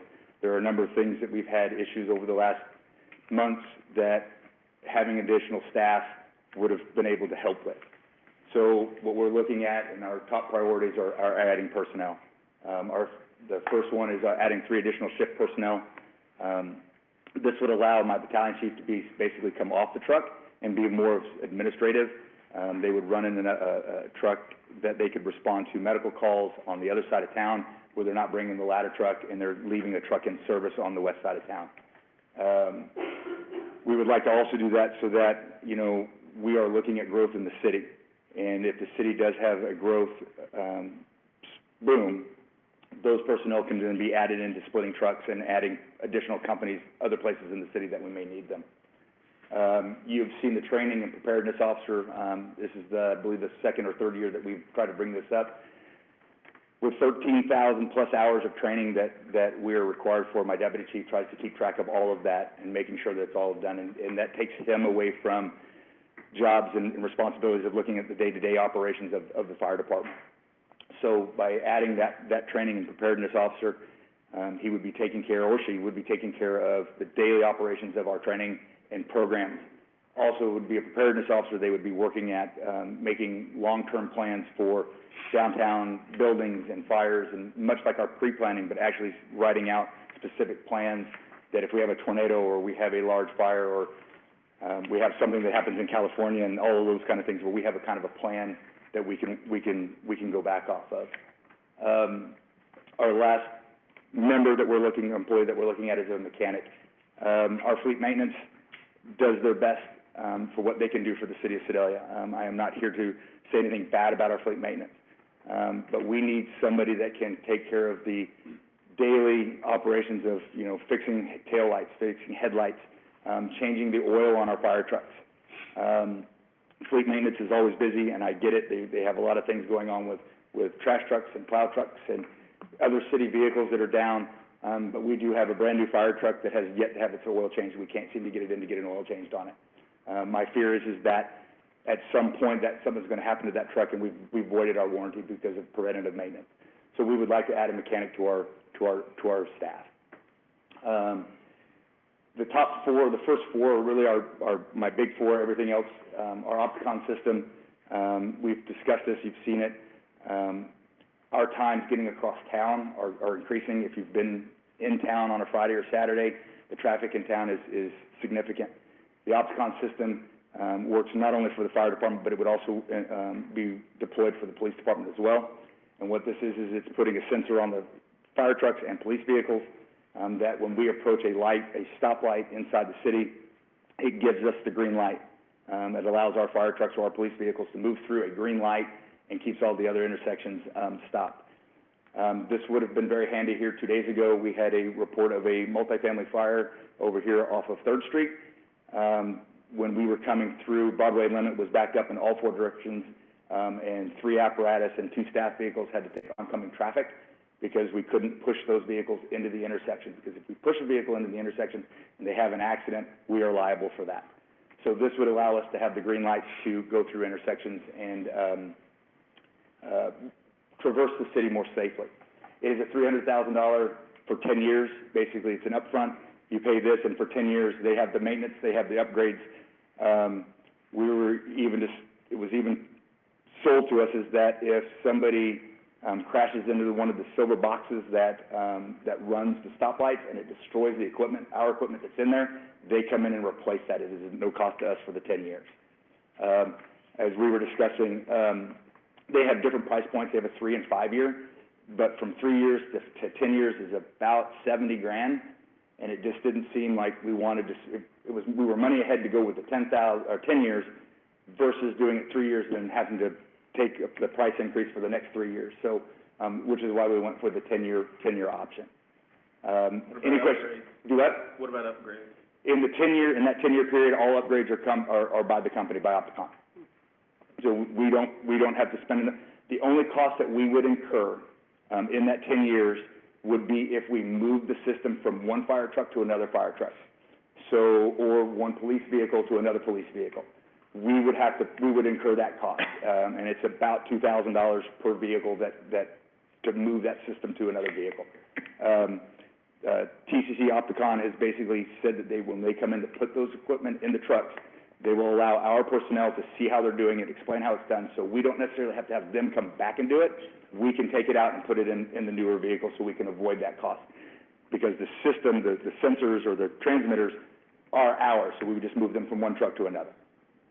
We talked about it at one point, that this would be able to be, crossed over to our police department and other communities. What this cost includes is all the stoplights in the city of Sedalia, except for, 4th in Ohio and, 2nd in Ohio, I believe, the stoplights down Ohio. Those two lights are not included in that because they're not major thoroughfares for us. 5th in Ohio, 3rd in Ohio, Main in Ohio, are crossover points for us, so those intersections would be controlled by it. And then every other stoplight that is in the MoDOT right-of-ways would be covered by this. And then that includes about 28 vehicles is what this cost includes. That's all of the fire trucks, it's all of the police vehicles. We added some for, street and alley if they wanted to put them on their plow trucks so they didn't have to stop at stoplights when they're pushing snow. Are these sensors or these programs able to move from vehicle to vehicle? Yes. Or does it sit on the vehicle? So it's basically a transmitter that goes in the vehicle. You can put it in the trunk, whatever. It's all cloud-based. It's a very smart application. It will know if you're making a left turn or a light turn, and if you're moving towards one intersection and you make a left turn before you get there, it doesn't preempt that intersection. It will preempt the intersection that you're going towards. Yeah. But yes, it is very movable. It would be pretty labor-intensive to take one out and put it in another vehicle, but it's not something that we can't do. It's just basically getting power and finding a switch for it. Yeah. It is something that we could expand out to allowing the ambulance district and the sheriff's department and those things to go through it, but this cost just basically covers City of Sedalia vehicles. Police and fire. Police and fire, yes. So this is kind of a 2-for-1 type of expenditure. It is. You're taking the burden for the police department here. Well, they're taking the burden for the drones, so we'll take the burden for the Opticon. So, the thing is that the system is smart enough to know that if a police car and a fire truck are approaching the same intersection from different directions, the system knows which vehicle is closer and which vehicle is moving faster, and it gives priority to that vehicle. So with some training for law enforcement and fire and whoever else we want to add on to this, if you approach an intersection and you are not getting a green light, that means that there is another emergency vehicle approaching and that we need to use caution because there's another vehicle coming and we don't basically pile up into each other. So there is some training that goes with it that it's not necessarily going to always give you a green light if a police vehicle or a fire truck is approaching that same intersection at the same time. But it is smart enough to give the faster moving vehicle the green light. Yeah. So the rest of this list, we started the radio and FCEA accountability software when we bought our air packs. Some of our air packs have, all of our new air packs have some sort of accountability. What this system does is it allows for our incident commanders to be able to view air pressure or air levels in everybody's bottle. Everybody that's on the fire ground reports back to this, and it's in a software system. They can see air levels. They can monitor. I believe that it GPS them. It will tell them where they are on the fire ground, correct? I read that somewhere? Yes. So it will show, if we lose a firefighter, we will know where they're at. It will know what radio channel they're on and that kind of thing. So If we have somebody that gets trapped in a fire, we know what channel they're on, so we can go to them, because if something happens and they change channels, for whatever reason, we can track that and be able to find out, and we can go talk to them. And then we're looking at water rescue equipment. We have a lot of large bodies of water. We don't have a large body of moving water, but we have a lot of static water, that we are training in. You know, we just had the ice rescue stuff that we were in Liberty Park. You have Cloverdale, you have Spring Fork Lake. Even though it resides outside the city limits, it is city property, so we would respond to that. That we need some water rescue equipment that we would like to get, that if something happens, that we can respond out there. The county in this area generally does not have a whole lot of water rescue equipment. County Fire does have some. We are currently relying on them, and Johnson County has some water rescue people as well. But the time to mobilize them and get them here is such that it would be more of a recovery than a rescue. So we're looking at some water rescue equipment. The extrication equipment, we bought some extrication equipment. If you guys remember, a few years ago, it was a large ram, those kind of things. Those are our heavy-duty things, and they sit on our current ladder truck. It is our heavy rescue. What we're looking at doing is adding a second set of that.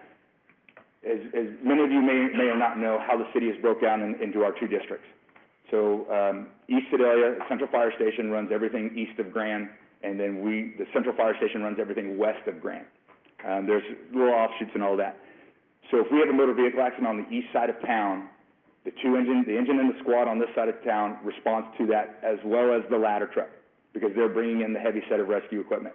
And if you remember the trash truck incident that we had, we were going to need that heavy rescue equipment for that pinning.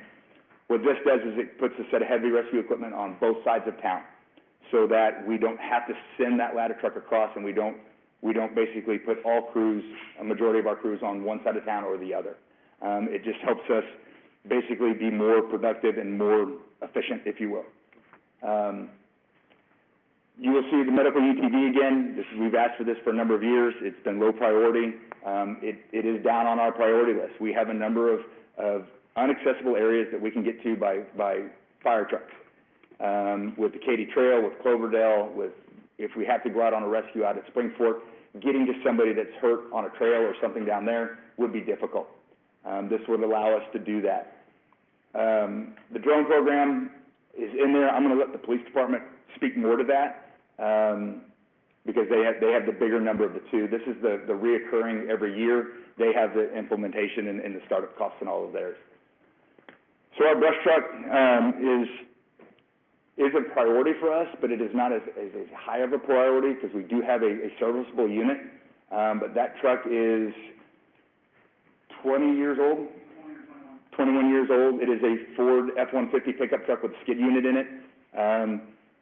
It is doing us well, but we beat the heck out of them when we take them into cornfields, when we go out into the county for mutual aid and those kind of things. So it is showing its age. And then our last priority is the Citizens Fire Academy. We stole this from the police department. We are not scared to admit that. We saw what it does for the community, and being able to see what the community gets to see what the police department does. We want the community, we want you to be able to come into our department, see what we do, and get a better understanding of what we do on a daily basis. And then those are our things. Any questions? I've got a comment. Okay. So when you talk about water rescue and you say that we don't have a lot of rushing water, there's a kid that grew up at Fifth and Beacon, playing in the ditch.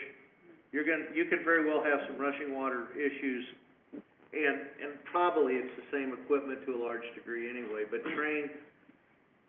when we get a big rain, go to Fifth and Beacon. Yeah, we have a river that runs down through the center of town, and goes through and exits out by just west of the water treatment plant on Main Street. I'm not gonna say it. We have had kids washed in. Yes, we have. But it seems like a couple times a year we get called out for, hey, I saw kids here, they're gone. I know that they've been sucked down the water, and we deploy everything that we have to try to find these people. I have personally walked from Maine to State Fair along that creek, and it is miserable. So by having some water rescue equipment, we can do some swift water rescue equipment as well with this. Our Parks and Rec director has I don't know if she knows this, but her lazy river inside the Hecker can be turned up to do water rescue. As a matter of fact, I do know that. So we do have a way to train on swift water rescue locally. Yeah, I've never seen you doing that. I'd like to go over and lifeguard while you're doing that. We'd like to have you over there. We'd like to put you in the water with us. I will, it'd be fun. I'll do it. So those are our list of priorities. I know that there's a lot of expense, and I know that the personnel are the greatest of those expenses because they are reoccurring fees. But as the fire chief, I'm trying to look at what we're gonna be, where we're gonna be in the next 4 to 5 years. And I have great hope, and maybe I'm naive, I think the city is gonna grow, and we're gonna grow, and our size is gonna grow, and we're gonna need the people in the coming future. I got a couple questions. Go ahead. Normally, you have a couple items on here that would be possibly grant funded.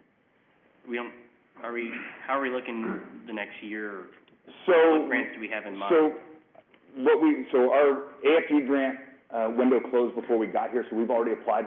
We put in, so basically what we did is we put in for an exhaust system for the for the fire headquarters. So basically all of our grant windows are currently closed right now. We don't have any grants opening. The SAFER grant is what we applied, we tried to apply for the 6 personnel. So what we have learned from the SAFER grant is unless you're putting on building a new fire station, putting on a crew, or you're putting on a full engine company. And what we have to understand is when the SAFER looks at a full engine company, we are running 3-person engine companies now with the implementation of the squads.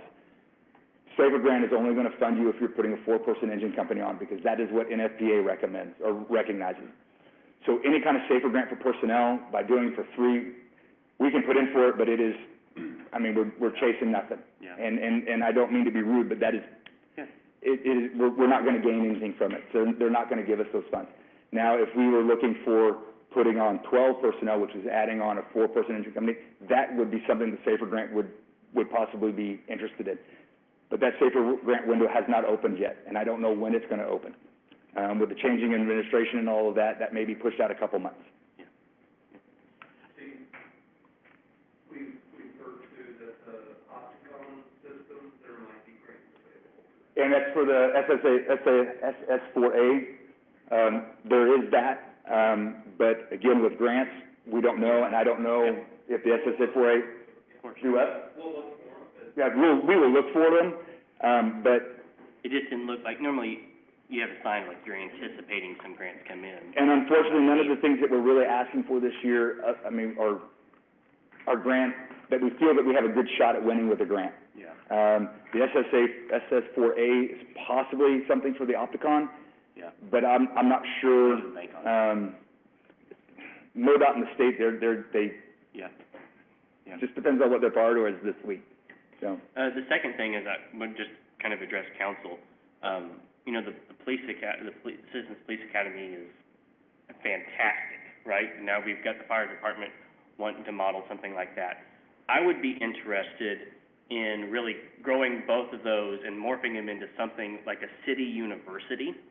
Maybe it's a little bit longer, it's more in depth, whereas the community has the opportunity to really see how the city operates, working from police and from fire, looking how your city clerk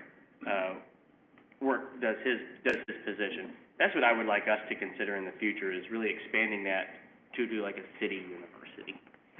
That would be my only thing. I think that's a fantastic idea of being able to see how public works and all of those things work.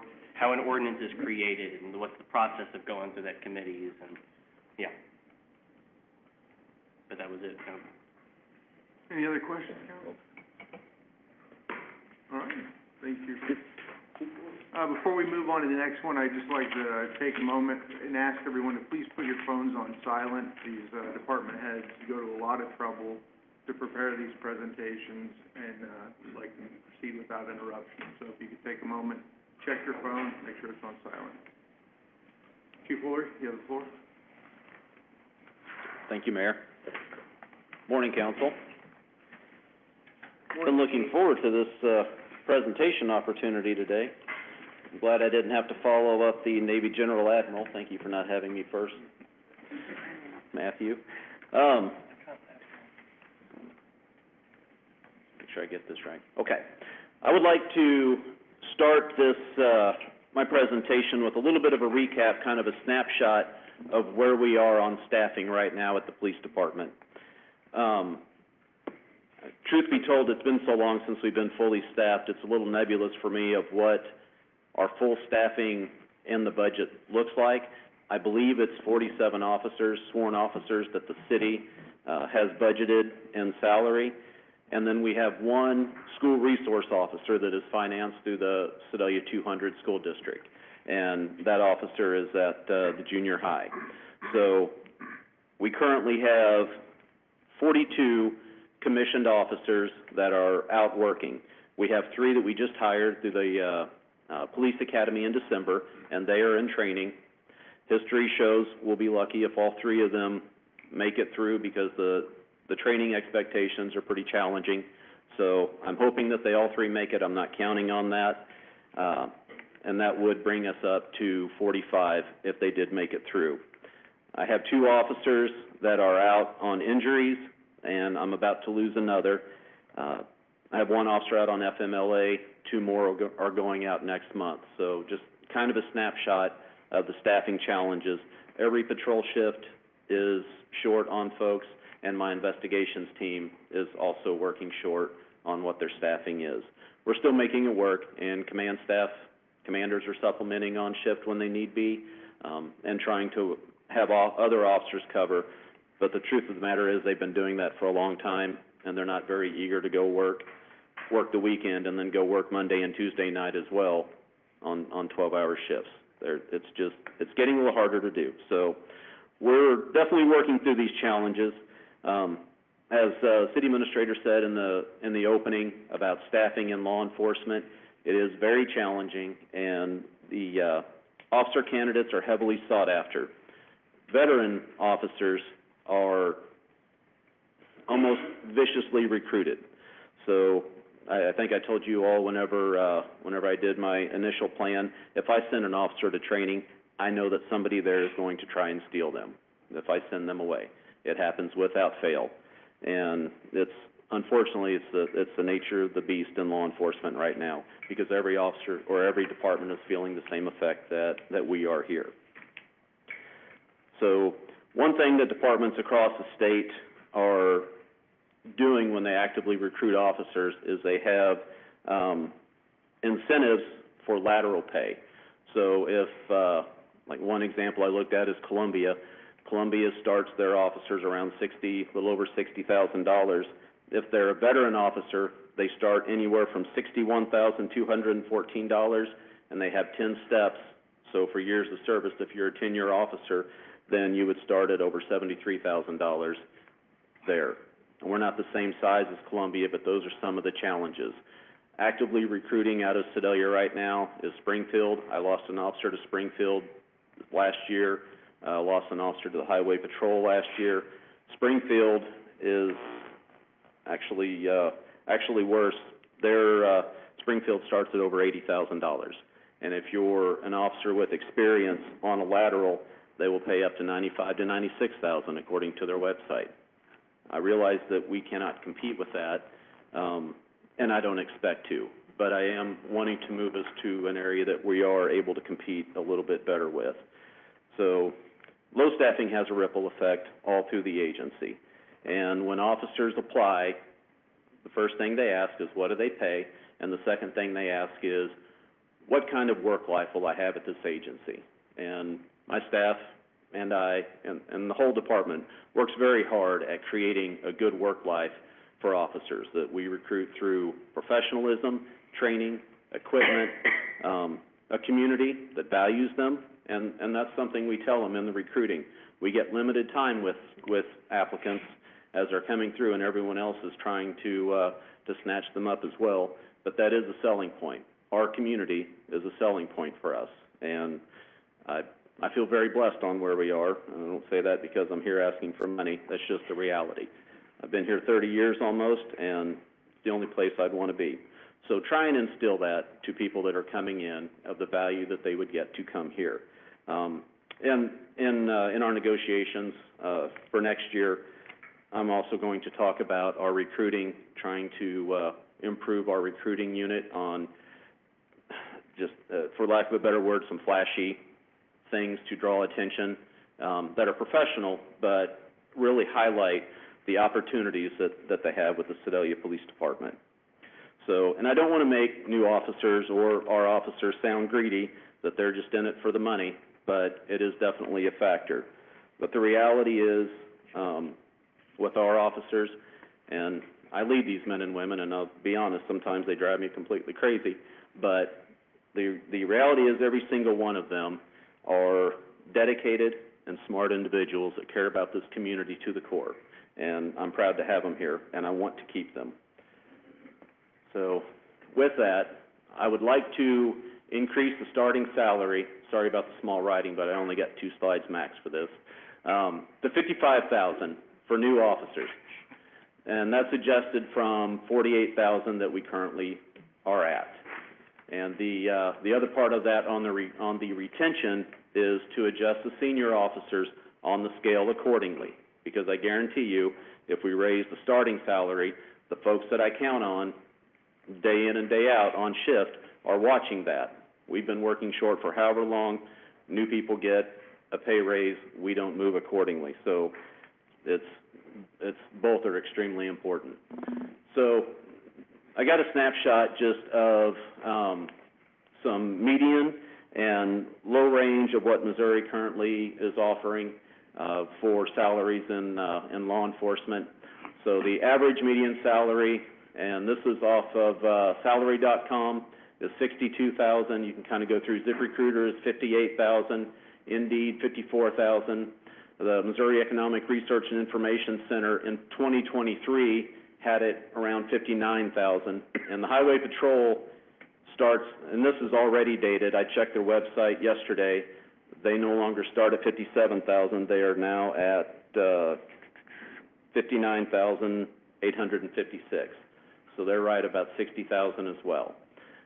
And then the Missouri Municipal League, the HR director was gracious enough to give me access to their database as well.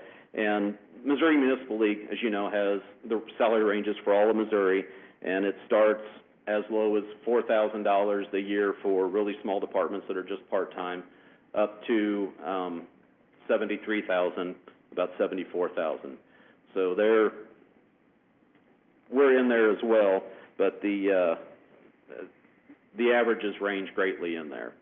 And then Cole County, it's not just municipalities that covers. Cole County and the Sheriff's Department, local Sheriff's Department tries to recruit our folks, and they will match our salary and to get officers over there. And over the last couple of years, I think I've lost about 5, because they can go somewhere that doesn't have near the calls for service that we do, and the amount of, they can do less work, and they get take-home cars and things like that also appeal to folks. So I'm hoping that by raising our minimum, that we're able to recruit more folks to here and have them create a home.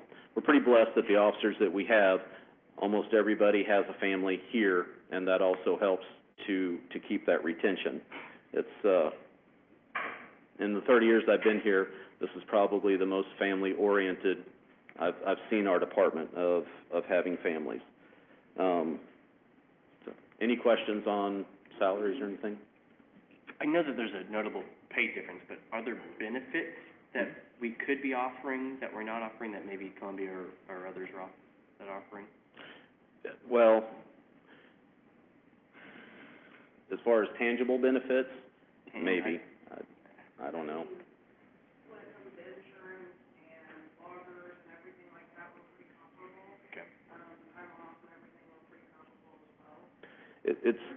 And I was in the same boat when I was a new officer. It was a little different work. I just wanted a job, and I really wanted to be here. Finding jobs was hard. Now finding jobs is easy. But new officers, it's really how much does it pay, and what kind of cool stuff can I do? You know, I mean, they have the heart of service. They want to do the kind of work that we ask, but I mean that is a factor. One thing that we're looking at is maybe working at finding a space when they're working where they can work out. You know, kind of intrinsic benefits that doesn't necessarily cost something, but again, you have to have the staffing on shift. If I'm working a 12-hour shift and there's 5 of us, and I'm working out for an hour and the rest of the department's getting their rears handed to them on calls, then it really doesn't do much good. So we are looking at some of those options to just make work life more attractive even, but, I mean, you gotta get out and do the work though, so. When you say that, officers are being recruited, even at training events, are you applying that only to whenever we're sending them to the academy, or are you talking about all levels of training that we send them? All levels of training. And one example that I experienced is, the school resource officer. When we started that program, it was gonna be under my bureau. I'd never been an SRO, so myself and Sergeant Barry went to the Missouri Police Chiefs Association. They put on a class, the basic class, and the instructors came in, and they're expecting line-level officers to be in that class. And Cole County had 2 deputies that came in, they were instructors, started handing out business cards. We're hiring, we start at, whatever. And I yelled at them to stop poaching people, and then they realized this is inappropriate. And we're just telling you our staffing needs. I know what you're doing, stop it. And, I mean, we don't do that to their people, because we train officers as well, and we don't try and steal their officers. If they like our agency and they want to apply, we're not gonna stop them, but I don't think it's very ethical. We need law enforcement officers everywhere. So I would rather recruit good people here from the beginning and train them up. We also don't offer the lateral incentives that other agencies do. That's something that we could maybe look at, but I would rather get them in the beginning and make a career officer out of them here. So when you do that, you also pick up other departments' bad habits. And I'd rather teach them our own bad habits right here. All right. Any other questions on that? I have comments. Yes. Maybe we should talk to the local radio stations and have them not to advertise for Springfield, trying to steal our police officers. I agree. It aggravates me every time I hear it, but I mean, I understand it. So, anything else? Okay. Next on the list, the second area of most importance that I really want to look at is our special response vehicle. So every officer at the police department has chosen a profession that puts them in potentially dangerous situations for the good of our community. And members of our special response team have chosen to train and prepare for the very worst of those situations. So out of that group of officers, it's a nucleus of officers that are preparing for the worst possible contingencies, and elevating their skills and their forecasting to handle those situations, God forbid if they were to happen. So currently what we're using to deploy to high-risk search warrants, if we had active shooter situations, whatever the case is, we have a fiberglass bus that we got from the Air Force for free, I think 10 years ago, if I remember correctly, that is definitely not equipped for our needs. So what I'm proposing is purchasing a special response vehicle that is mobile cover for the team, that can improve our tactics and our efficiency, the efficiency of the special response team. Currently we have one method of deployment once we get there, and I don't really want to go into our tactical methods, but it's fairly limiting on how we can do it. This equipment would definitely open up the possibilities for our deployment, our training, and our utilization of that team in those situations. It does have armor protection that allows officers to get close to situations that would limit the suspect's ability to cause further casualties or civilians, to civilians or to law enforcement. It would help us set up a mobile command close to the incident of where something was happening, and then also allow us to do more face-to-face de-escalation instead of by the phone or long distance of a bullhorn or a megaphone or something like that. And it's a piece of equipment that most every team that I know of, special response team, has and they deploy and use. And it's for a successful team, it will definitely, I think it's a must for our team for their improved safety and function. Any questions on that? How often do we currently send out our SRV? Well, it varies. I believe it was on my initial presentation. I think the last couple of years, it's been 30 to 40 times that they have gone. There are not many teams around right now either. So, you know, law enforcement is, in my view, it's not just the Sedalia community, it's a holistic community approach. I mean, we have kind of a responsibility there. We have helped the sheriff's department with some higher risk things that they had that they weren't prepared to handle. You know, it kind of depends. And part of growing, when I get the staffing, and and the empty spot right now in investigations is the crime resolution unit. So when I get another narcotics detective in there, then we're going to have even more of those as well.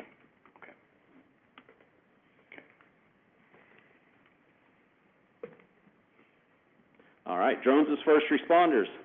Chief Irwin was nice enough to leave this to me to discuss with you.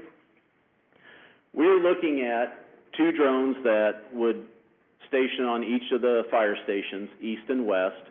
These, this is through Paladin that offers this specific package that we're looking at, and it would be 2 drones that have thermal capability. They have 200 times zoom and wide angle on the camera system.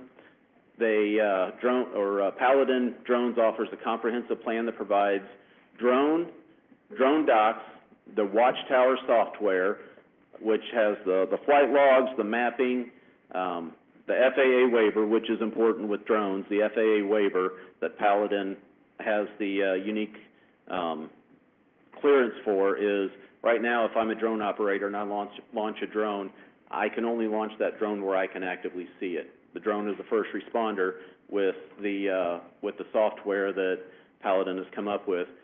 They have the waiver through the FAA. You don't have to have the drone in sight. It has special capabilities for keeping distance from any objects, and also has a parachute. If the drone was to fail, it doesn't just fall down, you know, onto the ground. It has a parachute designed to stop that, control the flight. Through the program, it's all the training, unlimited maintenance of every repair, every battery, anything that could go wrong with the drone. If we have a drone that breaks, they would give us a loaner drone to use. So we should never be under the 2 drone model that we're looking at. And it also has a third component that we can outfit to our current existing drone and make it a responding drone where it would pass the FAA guidelines as well, and we would not have to have it in clear sight to respond. So if both drones are busy or their batteries are depleted, we would still have the third drone option that we could get that to the scene. And this is kind of a twofold area. You have the drones, and then to get the drones on site quickly, we will also have the live 911 software. So the drone isn't much good unless we know what's going on so we can get it there quickly. The live 911 software would go right into dispatch.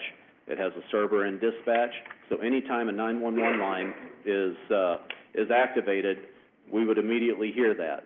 And Commander Elwood and I were looking at this again yesterday, and it's a pretty cool system. So as 911 rings, a detective, we have 5 licenses with this that we can listen in on that. So 5 terminals could hear this. And I'm just forecasting how this would work at the police department. So detectives would be listening in on this. The patrol cars with the MDTs in the cars, they could actually tune into this as well, which was the example we were just watching yesterday. So a sergeant out on patrol hears 911 go off in dispatch, the communications officer answers it, and they're listening to the call that's coming in real time. So they're getting that information, and they're listening to the questions that the dispatcher is asking about it, and they're already en route to the call. So even though the drone hasn't launched, the officer on the road is hearing it, and then there's probably a good chance that they're gonna be on scene before that even gets dispatched out. In our world, that's significant, because time matters. And dispatch has a protocol that they have to follow, and the questions that they have to ask before they dispatch it.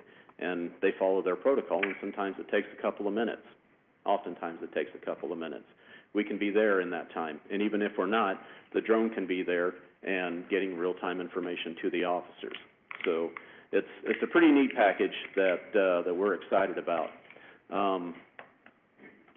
The drones also provide a private network that would allow the officers to listen in, real-time information mapping on the caller's location, allowing pilots to pin the incident area. So how that would work is, if I'm in the Criminal Investigations Bureau, I listen to a call come in, it comes up on my screen, and I can also, if several 911 calls are coming in, I can toggle between those 911 calls. So if one's an accident, one is a large disturbance going on, and one is, CNI driving, I can toggle between those, determine which ones I want to listen to and go to. They come up with, the software on Live 911 will have a geolocation on the map. I pin the map, and the drone automatically launches and flies to that pin and starts recording the information. And our drones, these drones go over 50 miles an hour. It's direct line of sight, so pretty much anywhere in Sedalia, within around a minute, they could be, and start having that information. At what point in the call does the drone go out? Well, the drone doesn't just, it has to be heard and then a pin dropped by a pilot. Okay. So it doesn't just, I was incorrect before, it doesn't just launch up on its own. It has to be specifically pinned by, but the pilots we have 12 pilots now, so I have sergeants that are out on patrol that are pilots, officers out on patrol that are pilots, detectives that are pilots, a commander that's a pilot, and so anybody can listen to that is a pilot, pin it, and then the drone that is closest would respond to it. So the west side, the West Fire drone would cover the south neighborhoods, the west neighborhoods, the west business districts, most of our busiest intersections that it could cover. The east or Central Fire drone would cover the north neighborhoods, south and east neighborhoods, along with the new areas that are being developed. So we think that 2 drones would get us pretty good coverage, with the option of the third being outfitted to deploy if we needed it as well. Are there any major modifications that have to be done to the buildings for the housing units of the drones? There are some modifications, and on this slide, if you go over to the miscellaneous, each of the fire stations would have to be outfitted with 110 electric service and Ethernet, and then we also would want cameras on the drone launch location as well, and then lighting for there. So getting both of those outfitted, and this is probably a little more than what it would need to be, but $5,000 to get the electrical and the Ethernet hooked up on both locations, and then $10,000 for cameras and the lighting. But yes, there would be some modification. Chief, there are 2 pieces of legislation that are gonna hit, that have been filed. House Bill 209 and House Bill 210 here in Missouri. House Bill 209 requires obtaining a warrant, for the use of any criminal activity if we wanna use a drone. How much would that change this program if that bill passes? Do you have any input on that one? I can speak to that. Those have been introduced several times in years past, and failed every time. With the current light of drone activity and that's happening across the nation, are you thinking that's gonna change a little bit how that's perceived now? I would say no, based upon the activity that's happened in previous legislative sessions, but within the check. Okay. And the way way that the drone world is going with the drone as a first responder system, this is a Yeah. nationwide effort with dozens, hundreds of police departments are moving this route. Okay, If we do have investigations, we have obtained warrants right, for drone flights in the past. We have a pretty robust policy system right now yeah, that really restricts on how we fly and what we fly for and those sorts of things. okay, And in conjunction with being FAA licensed and qualified with those particular Yeah. waivers, I don't see that being an issue. okay. I appreciate you monitoring that. Well, and then House Bill 210, prohibits any drone use, whereas the drone, requires the purchase of a drone to be manufactured here in America. Yes. Will that change anything for us too, or? Well, again, that legislation's been proposed in the past and Okay. it's shot now. The particular drones that we're looking at here, they're not American-made drones, but they are top-of-the-line public safety drones. Mm-hmm, DJI itself is about 90% of the public safety market. So the camera systems, the flight systems that they have are really top of the line. okay, And it's the most commonly used public safety drone. okay. At least as long as we're monitoring those two pieces of legislation. Sure. I don't know what this session's gonna do for us, and I know there's a lot of thoughts going on with the drone activity that has happened across the nation recently, but as long as you're monitoring it and we can act accordingly if we need to make any changes. Yes, Sure. if the environment changes, I'm confident we can adapt to that. And, Paladin itself actually has a backup drone, as they're calling it, because of that specifically. So they are recommending to stay with DJI, but they have a Nighthawk, I think is what they call it, as their, they manufacture it themselves. They openly admit it's not as robust as what we can get elsewhere, but that is solely there for the purpose of if, that bill goes through. Yeah. They can immediately transition us to something. Yeah, Oh, wow. and that same sort of legislation's been proposed at the federal level too, and that's also been shot down there as well. Okay. we did receive actually a couple of years ago, we received a grant for a new drone, and it got awarded to us, but they just decided to release it, and one of the criteria of that grant is it has to be an American-made drone. Yeah, So that is definitely influencing grant purchase drones, and we're adapting to that as well, but, good question. Thank you, guys. We are looking at that, yes, sir. Before Tom's question kinda added a question for me, and that is, if that drone footage is the drone recording, and if it does record, similar to a body cam, is that recording saved for a period of time, to protect our officers from anything that could be implied or? It is, Okay. yes, sir. So that's a big deal for me, and And again, we don't, we have a drone program, we don't use the drones just to look in backyards and things like that. We have specific situations that we use them for, and we retain all that footage. in a lot of ways, it's just like a quicker body cam getting on scene. It is. Recording everything so that the truth actually is known. Yes, sir. Okay, thank you. Mhm. So, even though if we went through Paladin, we would own these drones, but it's almost like a lease program. So, year one, both drones would be, was small writing, I'm gonna work at this too, $89,000 for the initial, first year of the purchase and utilization of the drones. The 911, Live 911 would be $6,000. That is an annual reoccurring fee, and that is so we can directly listen to the 911 calls as they come in. And then, the remote software installation is one time, the remote virtual training is a one-time cost, and then the server we would have to purchase that would go into the, joint communications is a one-time cost. The miscellaneous would be a one-time cost. So, the first year would be just under $115,000, and then years 2 and 3 are guaranteed to be, no higher than $70,000, and then years 4 is to be determined on what the market does then.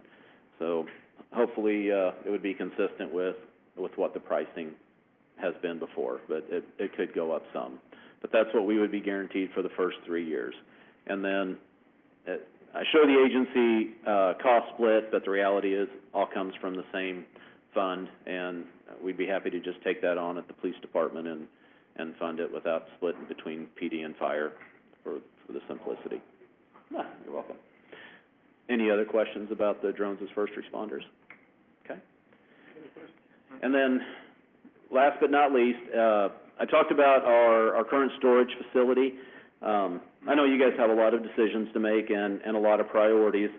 This is something that I definitely want to be on your radar that is eventually going to see some attention. We are getting by with what we have right now, but what we have right now is it's not suitable for what our needs are. What I envision at some point is having a facility that is two-story. If it has to go where it's at right now, I don't have the room, the footprint on my parking lot for the cars that show up every day, but I certainly don't have the footprint for a large building. So a 40 by 60 building would fit on the current blueprint of where we're at. If we went 2 stories, that would, with 4 bays on the bottom, that would allow a bay for overflow evidence and evidence that I cannot have in the police department because of the types of chemicals it is or the size or whatever. All the bicycles that we get every year, equipment, police department equipment that we get, and also other equipment that would need to be stored. If we have a vehicle that we end up with, or we end up with stolen motorcycles and things like that we have to keep, then that would also allow space to house that stuff.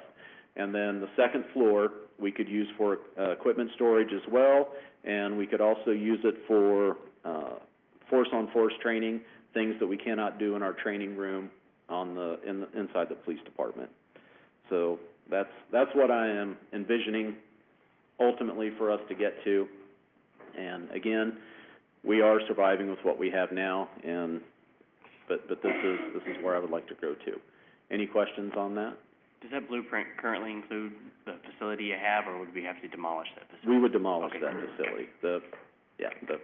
The World War II era response to that. Just making sure that. As much as I would love to keep it, no, we would get, it would have to go right there. Yeah. Any other questions? Thank you, council, appreciate it. Thank you, Chief. So up next, we have, our Animal Services Manager, Randy Batson.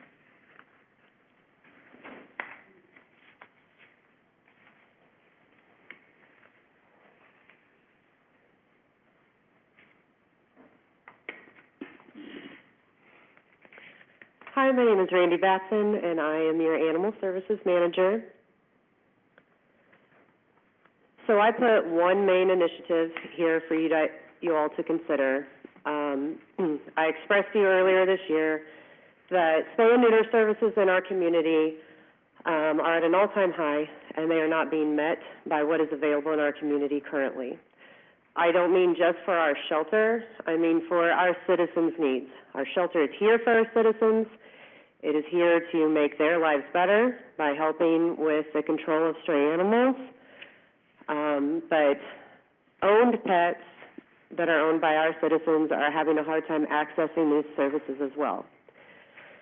So I propose adding a veterinarian to the staff, and this will benefit the citizens directly by giving them more access to the spay and neuter clinic that's already available to them. As I've mentioned over and over again, the current wait time is 4 to 6 weeks for a citizen to have access for that. It is also 4 to 6 weeks for a rescue to have access to that. So that's over the gestation period of an animal. Typically in the past, when a rescue or our shelter has gotten in, say, a pregnant dog or a pregnant cat, and it is early in that pregnancy, we could call, we would have access to be able to fit that animal in within the next several days, have that animal spayed or neutered, and avoid having another unwanted litter. Currently, the way this is working for the rescues that are utilizing the spay and neuter clinic is they are calling to make that appointment and told they are still going to need to wait 4 to 6 weeks. So the litter comes. Then there's more animals to adopt out. The normal process of bringing in a stray animal off the street is that we bring them in. We're required to hold that animal by the state statute for 5 business days. During that time, we are making arrangements to get these animals into the spay and neuter clinic or the veterinarian that we're utilizing So 5 days happens, they go in and they get spayed and neutered, they get, a recovery day to make sure everything takes place, then they're available for adoption. That's the basic process of both our shelter and all the rescues in our community. So 10 days maximum. 10 days maximum is now turned into 4 to 6 weeks. None of us are able to accomplish what we need to accomplish to help our community with this. So by adding a veterinarian, it opens up a lot more of the appointments to the citizens. A veterinarian for the city of Sedalia would be able to treat all the animals that Sedalia Animal Shelter is needing treated. There would still be maybe some specialty situations that would have to be contracted out to local veterinarians, but they'd be able to provide all of our services. We would also like to be able to provide those services to nonprofits, to the 501c3 rescues, or any other shelter in our area. So, that being said, currently, the local rescues, as well as your shelter, is having to utilize several ways to get these animals spayed and neutered. It's far more costly than what it has been in the past. If we were to have a veterinarian on staff, then our citizens' tax dollars are going to stay local. They'll be able to utilize what we already have. Currently, as I put up here, rescues are utilizing our local clinic, as well as Marshall, Columbia Spay and Neuter Clinic, Eldon Spay and Neuter Clinic, trying to keep up with the demand. You can imagine how many resources this is taking as far as fuel, travel, not having our availability here local during that amount of time. So more neutered pets means fewer strays in our community. Fewer strays means fewer intakes at our shelter and our rescues. And this increases the citizens' access to the shelter. It increases what our rescue partners can offer to our community as well. If we have fewer strays, we're not full as often, and we can assist our citizens more frequently. I've already touched on the length of stay, kind of in my opening statement there. Another aspect to this is that years ago I came to you as a council and I proposed the TNR program, which stands for Trap, Neuter, and Return. For years and years, there had been the Trap and Euthanize, which had not made a dent in our city's cat problem. The Trap, Neuter, and Return service has made a drastic dent in that program.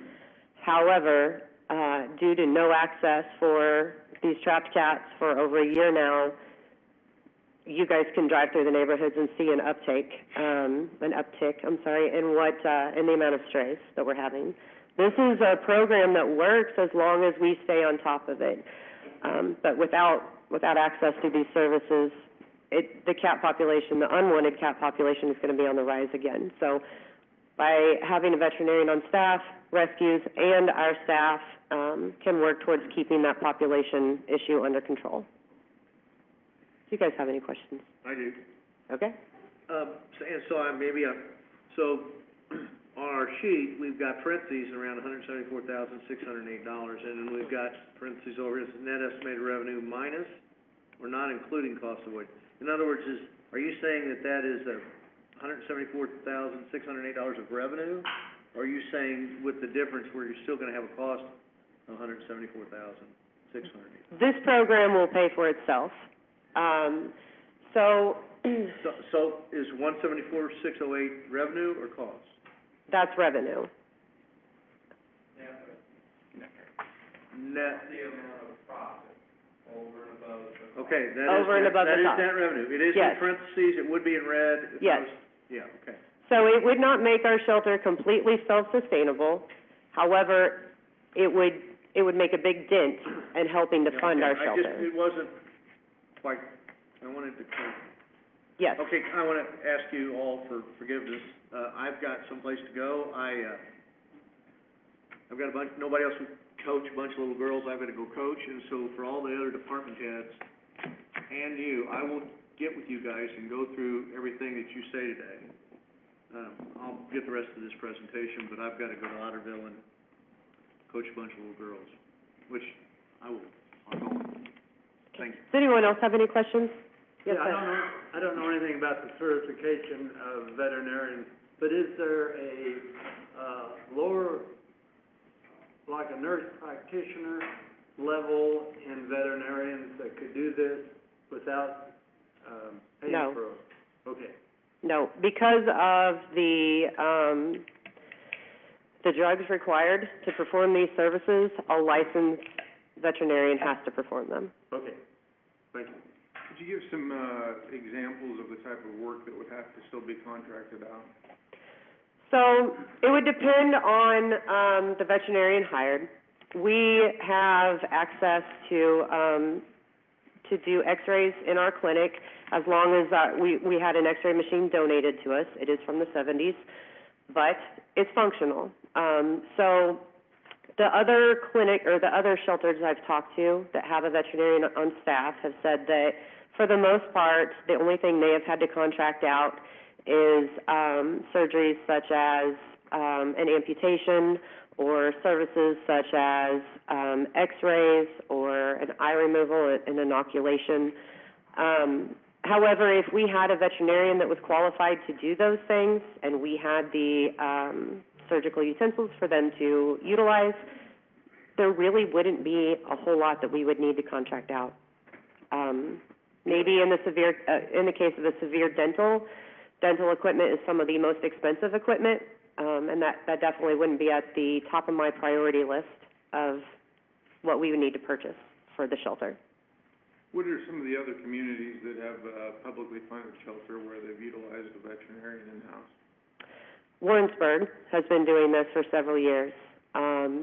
Columbia has several veterinarians on staff, and those are the two I've been in contact with the most. You may have just stated it, but, so this right here is the net revenue from having the veterinarian alone. What equipment, what else is gonna have to, are we gonna have to encumber to make sure that this veterinarian has everything they need So for services? the way that, Separate room, all the equipment, what does that look like? I'm fortunate to have a veterinarian on the board for the animal shelter, and I've asked her to come into the shelter. I've asked her to take a tour of it and kind of explain to me what she foresees a setup would look like and cost associated. I've also been in contact with the previous manager of the local spay and neuter clinic, and had her basically line itemize everything. Start cost, yeah. Right. So, we would be able to utilize a room in the shelter that we already have. So, no additional building, to start with. We would have one room that we could already utilize. We could go ahead and reorganize how we have some of our storage situations set up to enable us to have more room for recovery area for these animals. So again, no additional cost of building or needing more space in that way. As far as surgical tables, equipment, sterilization, things like that, there would be a startup cost of approximately $80,000 for that equipment, and then that's a one-time purchase. What about anesthesia and? That would be a regular purchase, and the veterinarian from Warrensburg that I've been working with has said to just go ahead and assume the cost of $12 to $19 per animal for all surgical requirements, and that covers anesthesia, suture, all of it, and that is your weekly cost of reoccurring expenses. It may be an unneeded question, I just thought of it. Would we have to do anything with hazardous waste material now that we're having body parts? How are we disposing of them, and? I don't know that it's any different than how we dispose of what we already have. Okay. We would have to, have a veterinarian in good standing so we could apply for a DEA license. There may be more requirements as to how things were stored, with that, but nothing major. I've had the, Department of Ag come in and walk through with me, explain to me if there's anything drastic that would take place, as far as our licensing with them or how our inspections would go. They've been very supportive, and there's been little to no additional licenses or anything that we would need through them. So we're looking for that first year setup being about $80,000 to $100,000 that Yep. we'll need to prepare for. Is that? Right, correct. So So, would this clinic be open to the public? So this would not be open to the citizens. It still directly improves their lives by giving them more access to the spay and neuter clinic that they already have access to. But because there would be two, and we could serve the rescues and the nonprofits, the other, animal shelters in our area, then we have two tackling the job that one was trying to keep up with before. That also limits, one of the main expenses in a veterinarian clinic currently is insurance. The amount of liability. People no longer see their pets as animals, they see them as family members. So by only treating unowned animals, it limits our expenses when it comes to liability. It limits our risk when it comes to liability. Okay, it says here that Marshall, Columbia, and Eldon, they use our clinic? No, those are the clinics that our rescues are having to travel to utilize. Oh, I see, okay. Because our local clinic, there's just such a massive need in our community. Our local clinic is not able to keep up with the massive need that we have. Yeah, okay, thank you. Randy, you say it takes $18-19 to do an animal? I was told, yes, $12 to $19 Okay, so total you could add expense. that fee to the adoption of the animal? At the end of the deal? Yeah, we're already paying that fee. Animals that we are taking to the spay and neuter clinic for the vet clinic, those fees are included in the fees that we pay for our animals to be spay and neutered, and we're already charging our adoption fees. Well, that's what I'm getting at. If we do it, you do away with that cost by having to spend it out, now you could basically pay yourself. You could add that to the fee, which you say you're already doing, so. Well, yes, no, we have not raised our adoption fees in 4 or 5 years. So our adoption fees are already they're already very competitive. Our cat adoption fees are far below what anyone else around is offering. And basically, as far as paying ourselves, our expenses for spay and neuter, veterinary treatments, euthanasias, things like that, this year, because we have gone without the spay and neuter clinic, which we've always been able to utilize in the past, this year those expenses are going to total like $76,000. That's a massive increase from what we have ever spent before. So that part, not having that expense, is already in a way paying ourselves, because all of what we have utilized so far would have been able to be covered by a veterinarian on staff. So would each animal that is being adopted out be spayed or neutered in-house? Yes. Before they're adopted out? Okay. Yes. Yep, they would have their initial exam done, any treatments, that they were needing completed by an in-house vet, and spayed and neutered right there. So, you know, our animal control or our staff they're not traveling back and forth, utilizing those services, which is how it's been since I started here almost 8 years ago. Any other questions, Council? Okay, thank you guys for your time, I appreciate it. Thank you, Manager Bass. All right, up next we have, Community Development Director Brian Cox at CBO.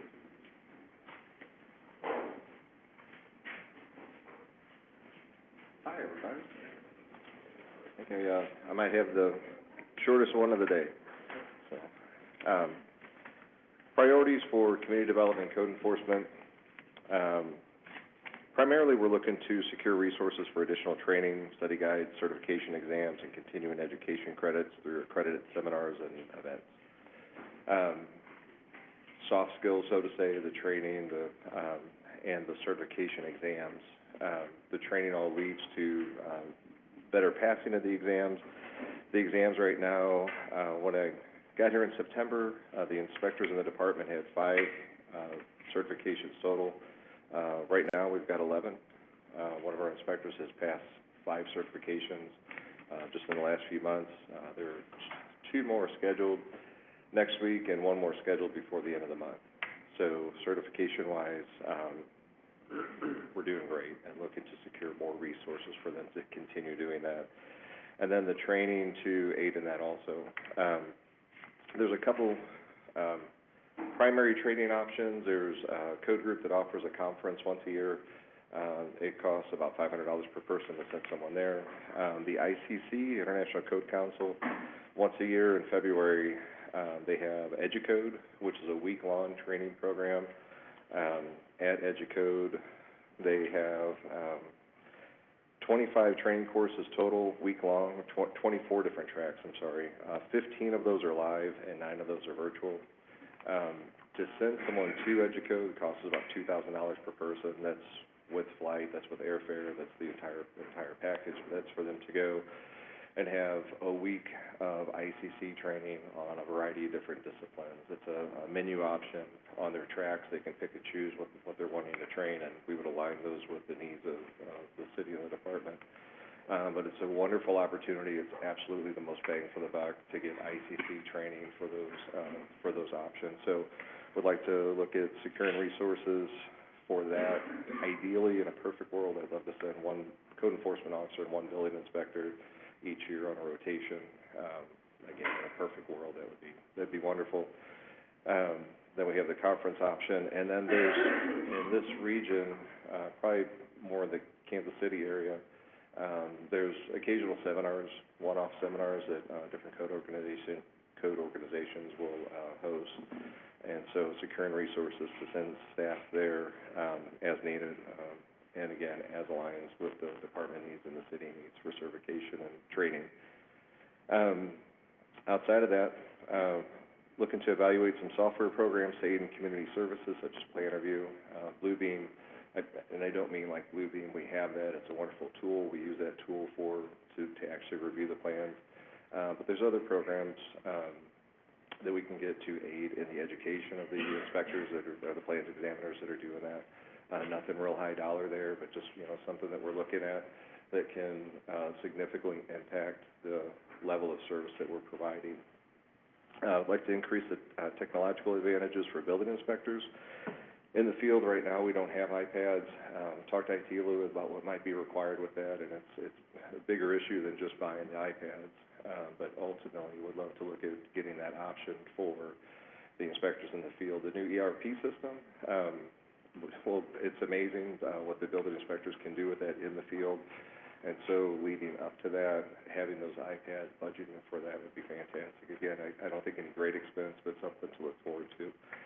And then, in the new role as Community Development Director, I've been working with Joe Lee and learning more about our Sedalia Shop Local program, the Downtown Christmas Lights program, Sedalia Historic Preservation Commission, and the Sedalia Main Streets, their involvement with Main Streets America and Missouri Main Street Connection. So looking to continue and enhance our support for those programs and work with her to grow our involvement with that. Council, have any questions? You didn't ask for anything. It'll be in the budget. But no, I mean, truly, I'm looking for resources, looking for those funds for training, and I would love to model it out that way and have the resources available to train everyone. The one inspector who's passed 5 certifications so far, the CBO has sort of 2 meanings, right? So chief building official is a position, but at certification, it's a certified building official. And the inspector who's passed 5 certifications so far has complete potential to get a CBO by the end of this year. And so we would, essentially have 2 CBOs on staff, certification-wise, which would be amazing. So I'm just looking for the resources to be able to fund that. Any other questions, Council? Okay, thank you. Thank you.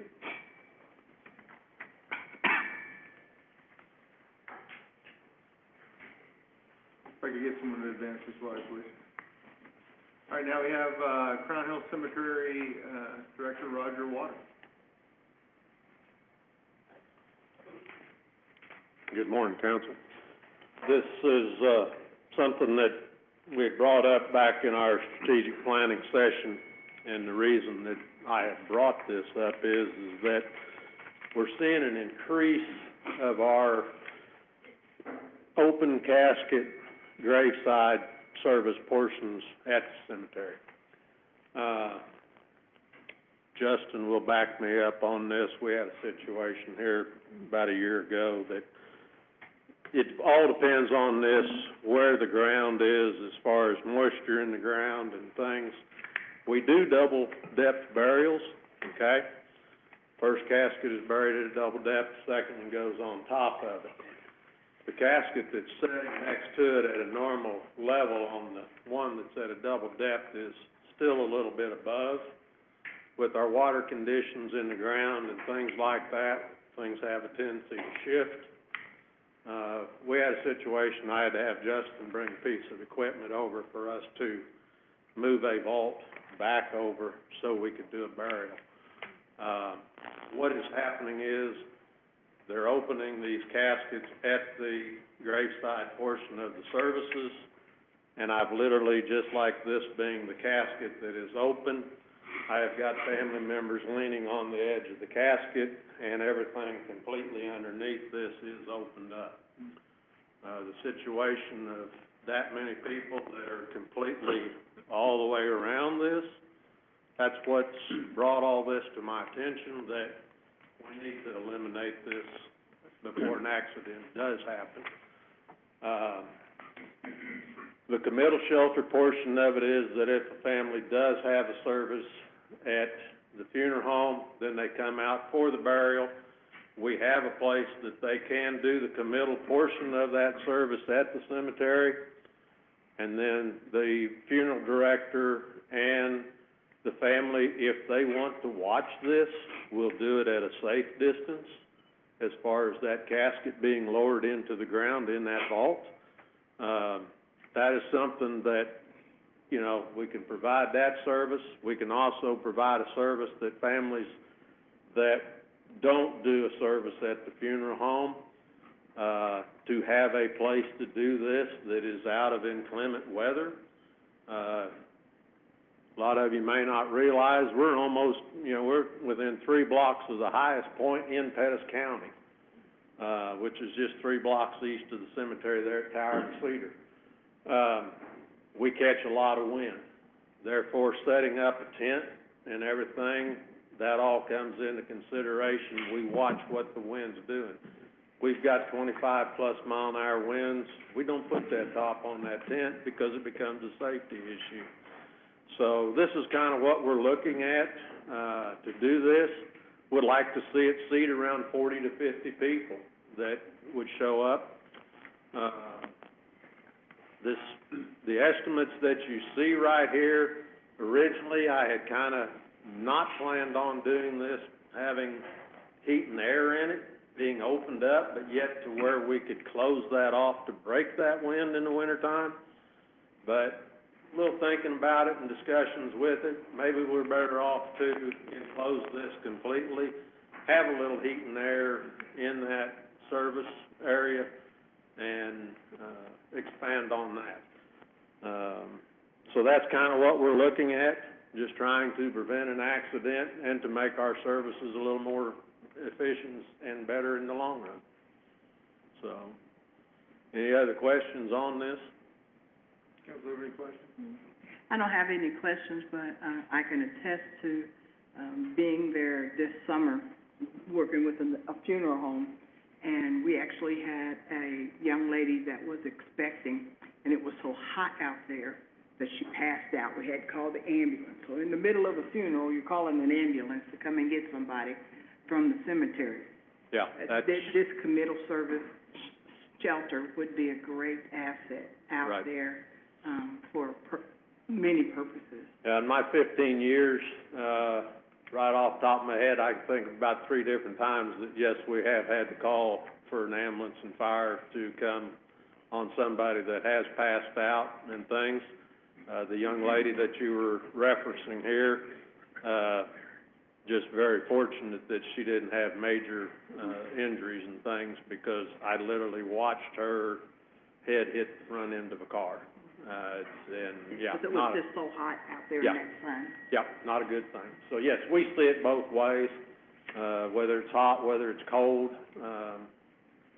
just this week, we had a service that literally people not wearing coats. And I'm bundled up and I'm still cold, and people show up at these graveside services with no coat on. And it's just like, okay, and the minister made the statement, I'm gonna make this short because these people don't have a coat on. Yeah, so, we get to see it, and it's never, no two of them are the same. Any other questions, council? So this would essentially do away with graveside services, would it not? As far as right at the gravesite, yes. Yeah. We would have a location. Basically, what this is, if you've ever been to a national cemetery, that they do all of their committal services in a shelter, is where they do it. Then they proceed with the funeral director and the, cemetery staff, and if, family members and the pallbearers, they have them go stand back at a distance. It's not on setting up like we do right now, right next to that gravesite. Yeah. Thank you. Yep, thank you. Thank you, Mr. Water. See, up next we have, our airport director, Derek Goss.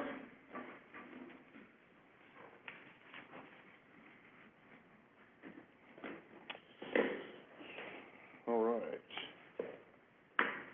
Mine's short and sweet. I'm not really asking for a whole lot, at least for the airport in general. This is basically capital improvement stuff, to utilize our federal money we get every year to keep our airport up and operational for the, runways, taxiways, things like that. In my strategic plan, I had mentioned possibility of another full-time position. I think we're just gonna hold off on that. Our part-time's doing pretty well. I think we can improve some more with our part-time help. And it's kinda like the PD, you get one, but you're not gonna get any applicants, especially with, the current state of the pay in the industry. We just can't compete, and finding someone's gonna be practically impossible. So, our big budget items that we need to think about is our, taxiway. It's currently in process already. It's the north parallel taxiway and the northern 500 foot of the runway. The estimated cost he has at $720,000. That comes from our engineering firm that does all of this. He told me that is on the high side due to construction. It's gonna be, 6 months before that happens and things change. He thinks realistically between $6 and $650. A portion of that, we're already doing the design this budget year, which is $88,000. Our portion is $18,000, 10% of that. Starting next year, is going to be the construction phase of that, so that's where the other comes in. The good news is, we now, starting in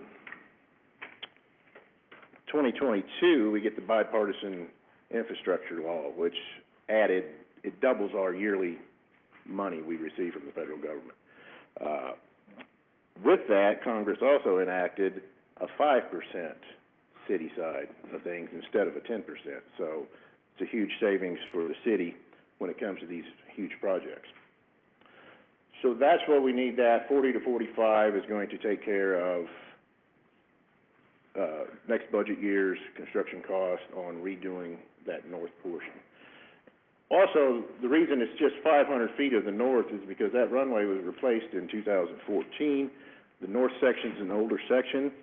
At the time when they did the other 5,000 feet, that north end didn't meet the time frame for them to go ahead and redo it all at once. Doesn't make sense to me.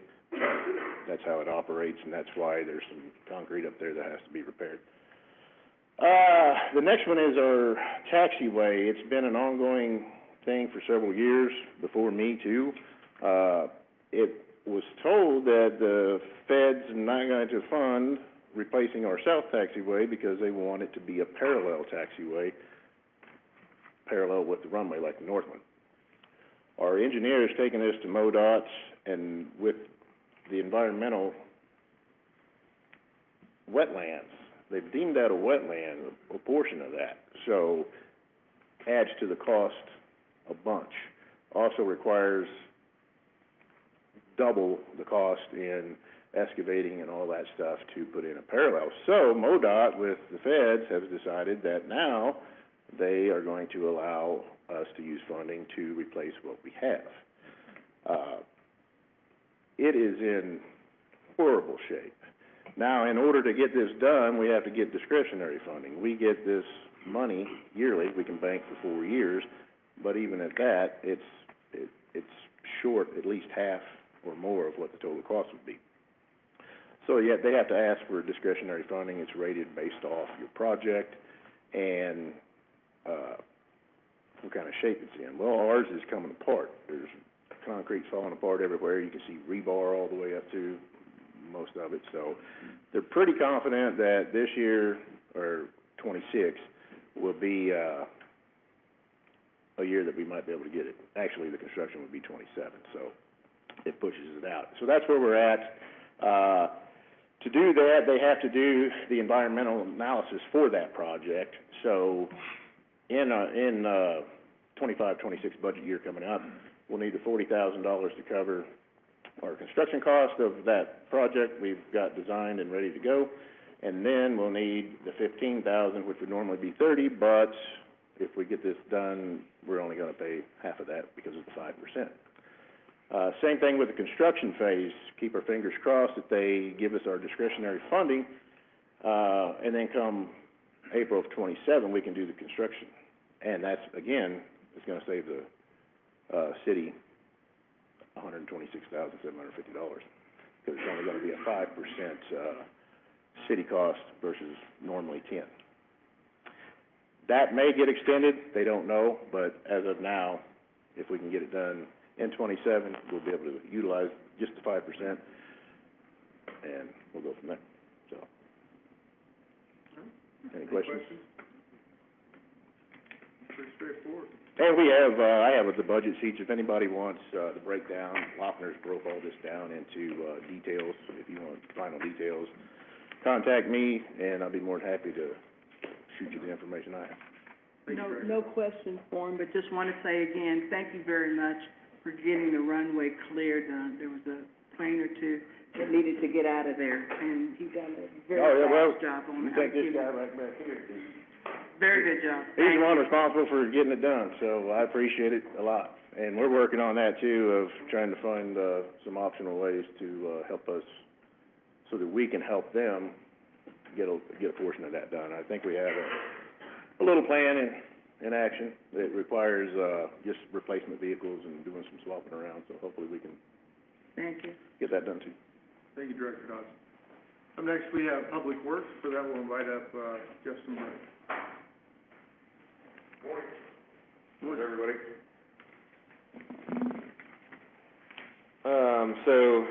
Gonna go through some projects that we're looking at.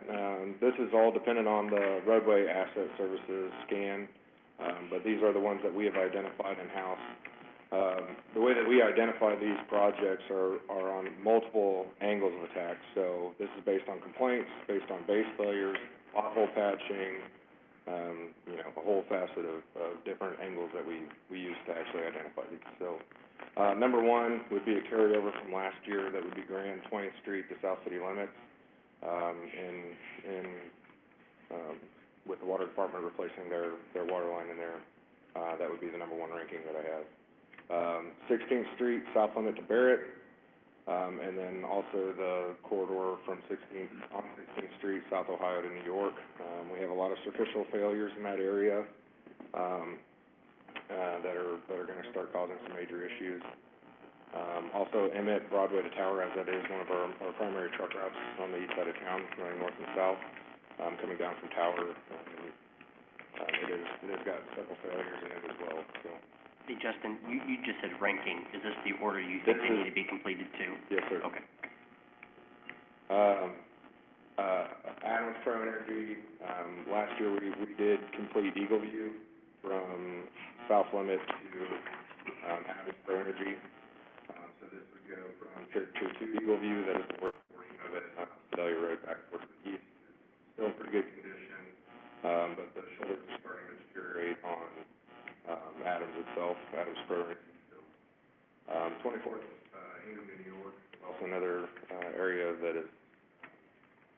settlement issues in it, as well as a lot of potholes and a lot of elevation issues. There's some collection of stormwater that happens along there, especially around, Collins and School. So trying to shed that water, get it off the roadway as best we can. As most of you know, whenever you have water getting held on roadways, it's what, generally leads to failures within the roadway space, so. Sneed, Broadway to the dead end, that's adjacent to the church. It's also a carryover from a request that we had last year. That's a short little area, right off of Broadway. But however, that is one of the primary entrances that we have to the stormwater corridor that runs. So in collaboration with fire, if they need to utilize it, we wanna make sure that the roadway's in proper condition to handle the fire trucks, if there is ever an issue. East 10th Street from Ingram to, Washington Avenue, that's right over there by the junior high. It's beginning to show some wear items and stuff in that area as well. And then, Mill Street. I'll explain that when we get to the scoring sheet. The alleyways between Broadway and Ninth, Ingram to South Merriam, these are our primary sanitation routes for our rear load trucks. So as we are, one, responsible for a right of way, but two, these are areas that our trucks are actually running every day, 4 days a week. They're loosely patched, and that's a nice way to put it, but they're also starting to deteriorate and fail. Shoulder work is starting to fall off and starting to definitely crumble in those areas. So both of the alleyways running Broadway, those are our primary trash routes. So 7th Montgomery to Marion as well, between Broadway and 7th. On number 2 and 3, it says possible grant. Yes, it's with the county. How much would the grant be if we were to get one? We received notice the other day that we got been awarded $450,000.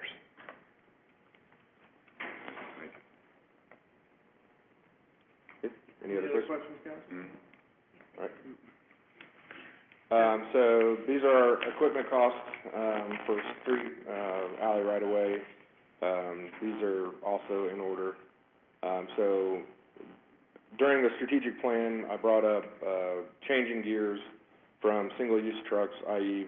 dump trucks and combination plow trucks, to go into a multi-function truck. So, it would more or less be a hook container truck, that you could grab a bed and put it on. It's safer for the operators loading and unloading, let's say salt spreaders. If any of you have been down there and seen how we have to actually load our salt spreaders, we have to stand on the side of the bed, back it in the hole, lift the bed up, lower the bed down.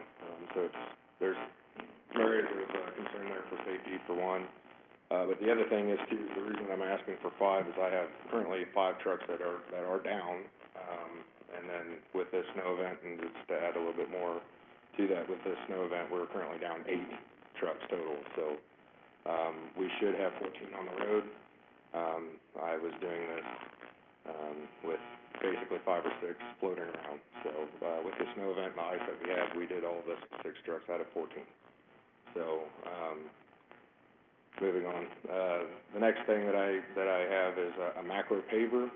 I've done a lot of research looking at different ways that we can try to resurface our roadways. There are definitely still a lot of candidates for mill and overlay, just physically removing all the old, superficial asphalt off and putting new asphalt down. City of Sedalia ourselves, we're running a very specific mix. So it has fibers in it, it's a lot tighter mix, it's better than a normal, like, parking lot mix. So it is a little bit more expensive, but we're running better asphalt. Macro paver is kind of middle of the road, as far as replacement and maintenance goes. It costs about 1/3 of the cost of normal asphalt, doing a mill and overlay job. What this will be is, it runs, aggregate, it runs, some different binders, oil binders, and then it also runs Portland cement in it. So instead of being a roadway project that would take weeks to do, let's say we're doing a 10-block radius or 10-block straight stretch, this would be something that we could achieve in a day. basically, it's cleaning the roadway, prepping all the cracks, getting all the cracks opened up.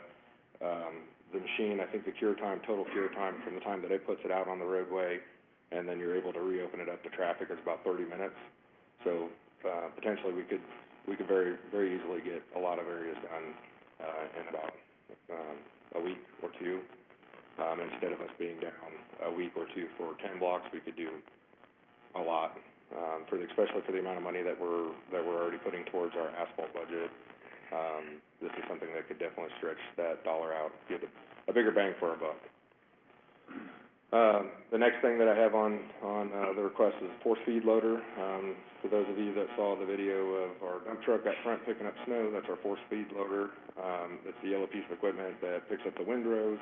We also use that for ditching.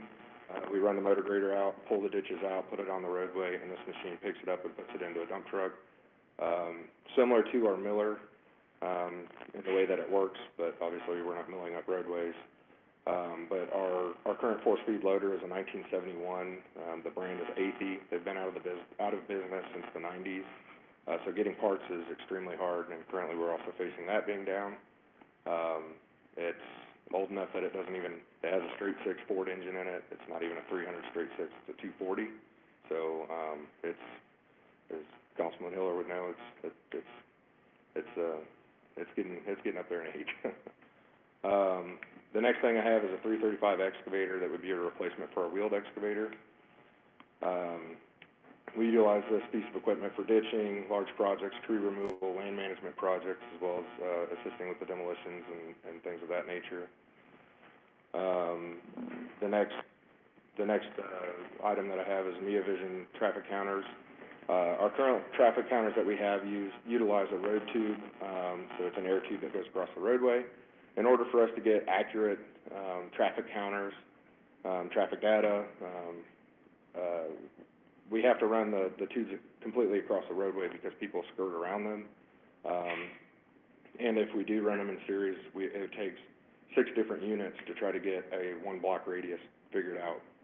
With these, you can put it on a corner and it gets a 360 view of the entirety of the intersection, so one unit versus 6.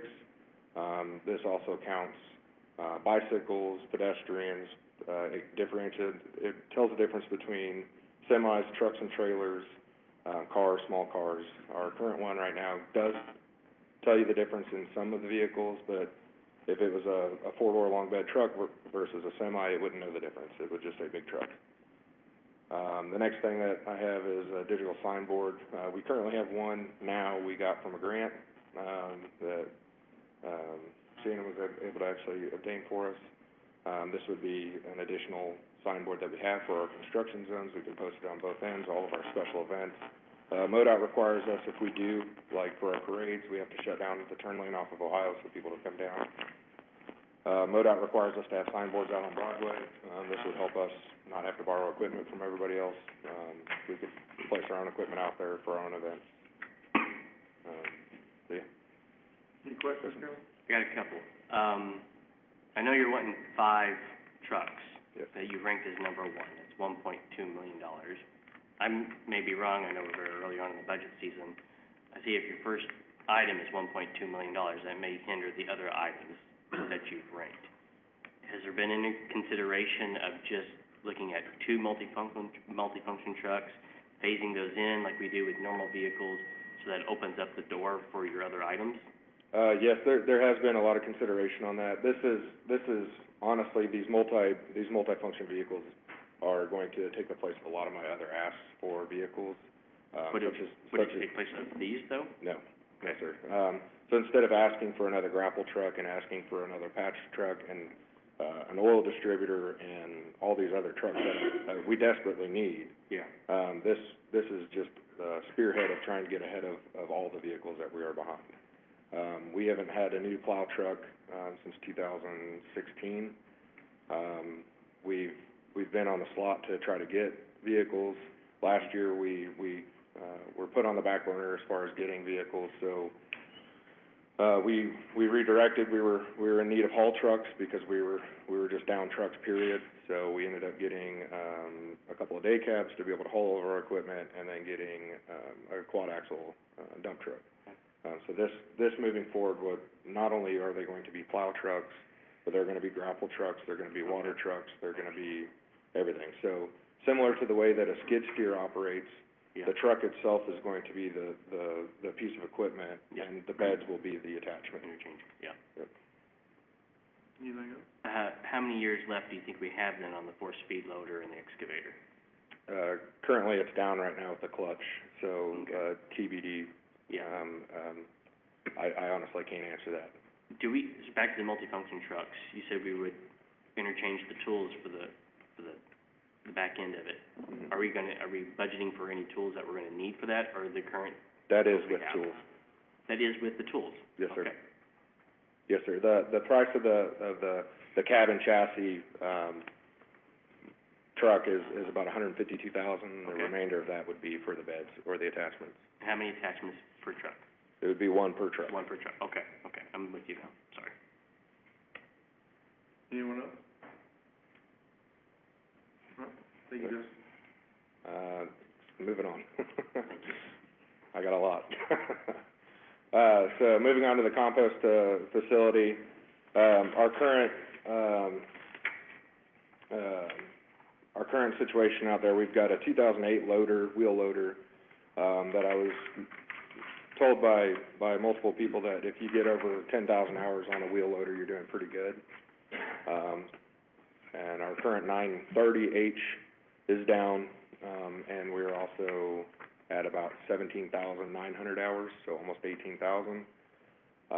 So we are definitely due for replacement. We currently have one 926M high reach out there. We would like to replace the 930 and add this other 926M in there. The other request that I have is for a horizontal brush grinder to help try to keep some of our outsourced brush grinding in-house. So that would be some expenditures that we'd be able to save. Also, as you all know, that we've got 9 products that we're selling out there at the compost facility. This would help to make those products, and then also we refer to internally the chip pile that we have out there as Chip Mountain. This would also help to get rid of that a lot faster, and assist with making our natural blend compost. The other request I have is for a drive-on scale and scale house. This would help to, one, for people that are dropping off trash, we can actually weigh it ourselves and bill them ourselves. Jessica and I have been working on trying to get bill pay out there, so no cash received out there, but people can actually pay out there. This would assist with that, as well as people that pay for our own products and come in dump trucks. So if they're getting asphalt millings, it's a true representation of what they're picking up. So instead of, just gonna be honest, it's kind of a guess. We're doing it by the bucket, but we could do it by the weight, and it would be more fair and consistent across the board, so. Any questions regarding that? Okay, that's all I got. Thank you all. All right, we'll go ahead and invite up, Sedalia Parks Director, Amy Apple. Thank you, guys. I know you weren't unable to see my presentations because I was out sick, but I will be presenting at the next meeting. I just wanted to kind of hit up on our real big focus for our strategic plan for fiscal year 25-26. And those items are the aquatic and bowling alley design and bids. You know, right now we have been talking, as Matthew said earlier, some of those numbers are coming a little higher than what we were expecting, so working with the design team to get those numbers to where we need them to be. Completion of Liberty Stadium, the weather's not helping us too much on that, so we've already had to push that off a month. So we were supposed to be ready to go February 1st, it's looking at March 1st now. But that will be completed this fiscal year, but there will be a little bit of overlap for the next fiscal year as well. If you've been by Katy Park Playground, you can see that playground is, the old one's been torn out, a new one is has been installed, and we're finalizing that. Hubbard Ballpark improvements, if you've been over to Hubbard, it's not easy to walk over there at that ball field, and ball fields are one thing that we're fortunate to have the ones that we have, but during season we are at max capacity. So trying to get that one a little bit more user-friendly. It's being used a lot, not just for practices, but we're playing games over there as well. So some improvements over there at Hubbard Park. Liberty Playground, that's one project that's been pushed back just for budgeting purpose. Other things came up like the stadium, but moving forward to finalize the playground. And then, we're working with Public Works on some, better improvements in parking, and some diagonal parking over there by the large shelter. So that'll be one thing that we're working on here, this spring. And then Liberty Pond, that's one thing in our master plan, we did have it a couple years out. But if you drive by there, you can see where the concrete is really giving out in certain areas. So we are looking at draining the pond, working, with the Conservation Department. Did I just do that? I'm sorry. To make those improvements. So that's one thing we're looking at this fiscal year, is we will have to completely drain it and do all the concrete work around the edges, and to maybe make some additional improvements. We talked about, there has been issues of someone falling in, and it is very, deep in certain areas and slushy and slimy. The fire department can tell you it is. I have been in there, so I can tell you it is hard to get out if you don't know where the lower areas are. So when we make those improvements, be sure that we're not just doing a repair, but we're making improvements long-term that will help out the community in case of an emergency. Tree removal and planting, if you see our budget, that's one line item that continues to rise every year.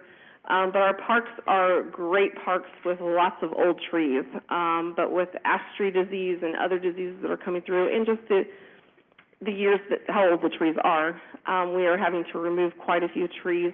Our policy is for every tree that we remove, we replace it with 5.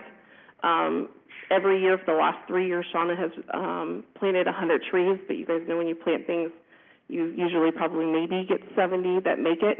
But that is one thing we continue to strive and update in our master plan, is just the removal of the trees and replanting.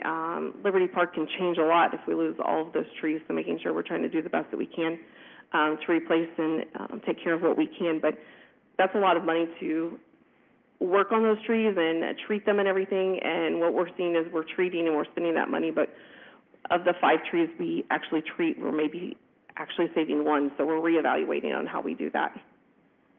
Continued increase in securities and cameras. We're seeing that everywhere.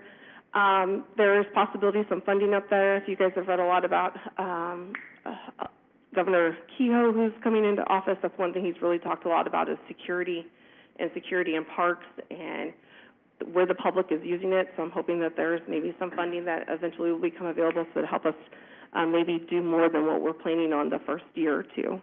And then again, continued collaboration with Public Works to better the parks. They have been great on helping us and working together, and I know Matthew said it a lot, but I can tell you, just as being director for the last 7 years, every year it seems like each year it's been getting better, and I can really tell you in like the last 12 months working together with other departments has been fabulous. Sometimes we're very busy with each other's departments that I kind of feel like sometimes the family, it's your siblings, and they're there to help you, but we're all kind of taking care of our own thing. But I can't say enough about just how the departments have been working together and help us with the parks, if it's trash or whatever it may be. So, but really a big kudos to Public Works for helping us, which I had not seen in the years past, so I appreciate that. And then the one big thing I want to stress the most is, for us in the Parks Department, minimum wage increase every year, especially the way it's going the next couple of years. As a government, we don't have to follow the minimum wage, but it is important, I think, for us to be able to get employees and to show our employees that we are treating them just as if they were anywhere else, that we follow those minimum wage increases. But, the community center alone is open almost 5,400 hours in the year. So if you just take that times the $1.45 increase, every employee that's working at that time, we're looking at over $125,000 in this next fiscal year, just increase just because of minimum wage. That's nothing else. And that's going to continue the next year and the following year. So we are looking in this next year of 2025 of how can we offset those costs, and a lot of it in the recreation side of it is user fees. So we will be doing a study and getting that information and making sure that we're talking to the public and letting them know why those increases are. But we all know when you go to the grocery store, it costs a lot more. Our custodial fees go up more and more every year, and it's not just 2 or 3%. We're looking at 10 to 20% increase. So user fees at the community center, outdoor aquatic facility, baseball, all of those we have to really evaluate and make sure that we're not losing money on those programs. So there will be an increase coming. And that's just something we try to be open to the public of what's going on. But again, it won't be until next year that we actually do that in 2026. The staff will be working on it, so. Any questions for the park? Yeah, Amy, I got Yeah. a question. Being the college, both the college and the high school are building their own fields, who's gonna be using Liberty Park? Yeah, so we, actually, our big thing is we have a lot of schools that are always interested in doing it. For us, tournaments, you know, we've been working with Misha. They wanted to host some, you know, quarterfinals, different things, but we just can't because, we're so busy. You know, that has always been the home of State Fair Community College, Smith Cotton, Sacred Heart, and, you know, you say just those three, but Sacred Heart has 2 teams, Smith Cotton has 3 teams. So you only have so many days that you can use it. So for us, the stadium, these improvements will be a great time for us to finally make some money off of Liberty Stadium. We're never gonna probably recoup the amount of money that we spent, but we can actually start generating, because Liberty Stadium for us, I mean, we weren't even breaking even for what we were charging for those local groups to use the facility. Okay, 'cause that was my, pardon me, that was my concern when I seen the Sedalia 200 School District building this world-class ball field, and then the college is building a very similar ball field. And I used to be a Little League coach, I used to have to fight the traveling team of Bill Day and everybody else to get to use that for my 16, 17, 18-year-old ball players. Right, and it's just, you know, as both chiefs have talked about, you know, our community is growing. We need more fields, so it's not gonna fit. There's a lot of things that we can do with, showcases, which you bring in college coaches and then players come and pay and they can check them out and get recruited. So we have a long list of things we'd like to do, we just have never been able to schedule anything over there. I mean, I know it's been probably 8 or 9 years ago, but like the police department and fire department, they actually played a game over there. It was just a fun, little thing, but we can't even find a date to be able to do certain things. We also do our. That's what I had on my mind, is you're in the process of lining things up for that. Oh, always, yeah.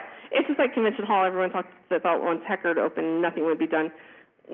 We don't have enough space for all the things that we want to be doing, so, that has not been a problem yet, and I don't see it becoming a problem. But no, I appreciate the question. It was just on my mind, spending the money, and then the teams that were using it are gonna be on their own fields. It was kind of lingering in the back of my head, oh shit, you know? Yeah, so for example, we always, $12,500 is the most we ever brought in for the stadium, and our numbers are much higher than that we'll actually be able to generate revenue off of the stadium.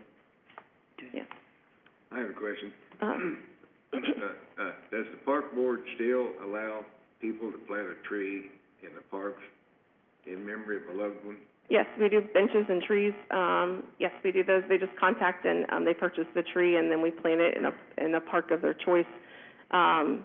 We do have a little bit, some rules and guidelines of what trees planted and the exact location of where they're planted, but yes, we do still allow that. All right, thank you. And you can get a rose bush too, right? You can get a rose bush in the garden as well.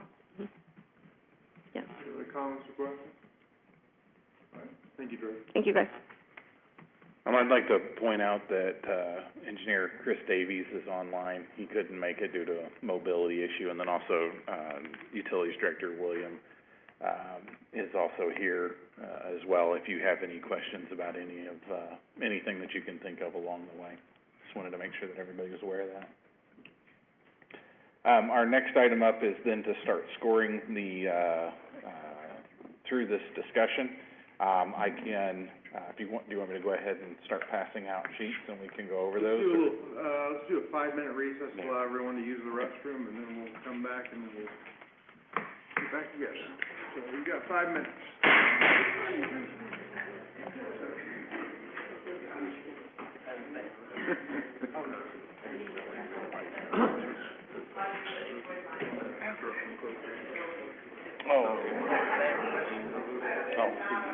We've had, none of our parks, we had so much, like, line up to get.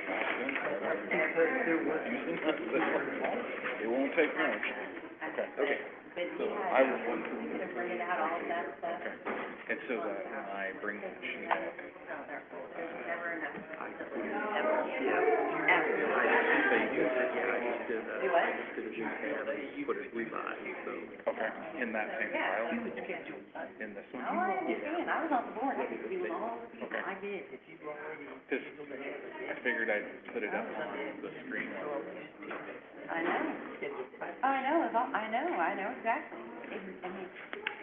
And he'd have to go to somebody, I didn't get it, but I just.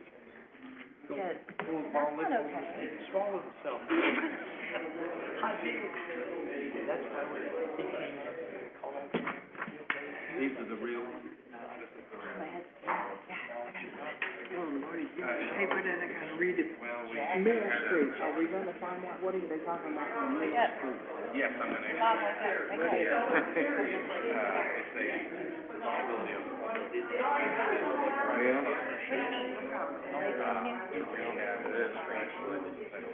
Yeah. Oh, yeah. He's got two. Third Street. Oh, okay. Up through there.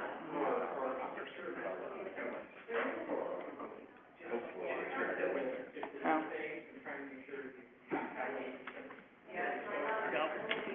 This is revised.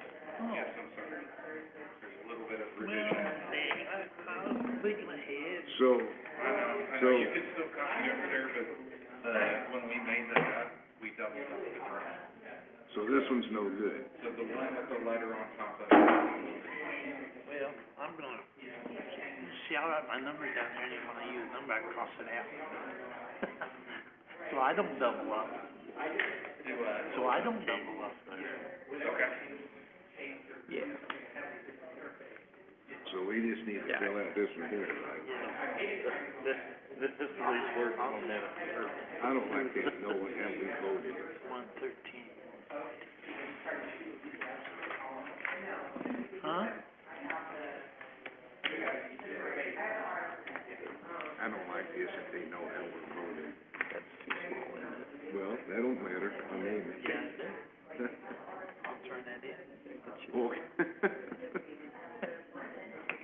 That's probably still big. Oh, boy. But number one, there's my number one. Oh, yeah, me too.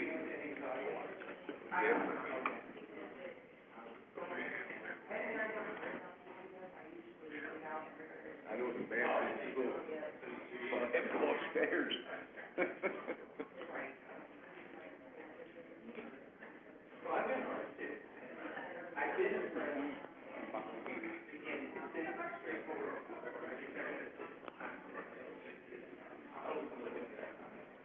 I don't know if I like that we're not being responsible.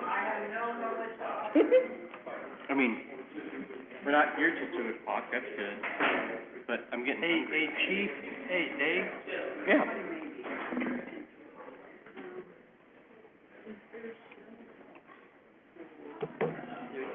Next pizza kid. Tuesday. We do them on Tuesday. Oh, yeah, of course. But as he did, I mean, that emergency routes take precedence, right? I mean, 50s and 60s, that'll be, and then we expand out of there. And as Justin just said, he was down from 14 to 6 trucks. So.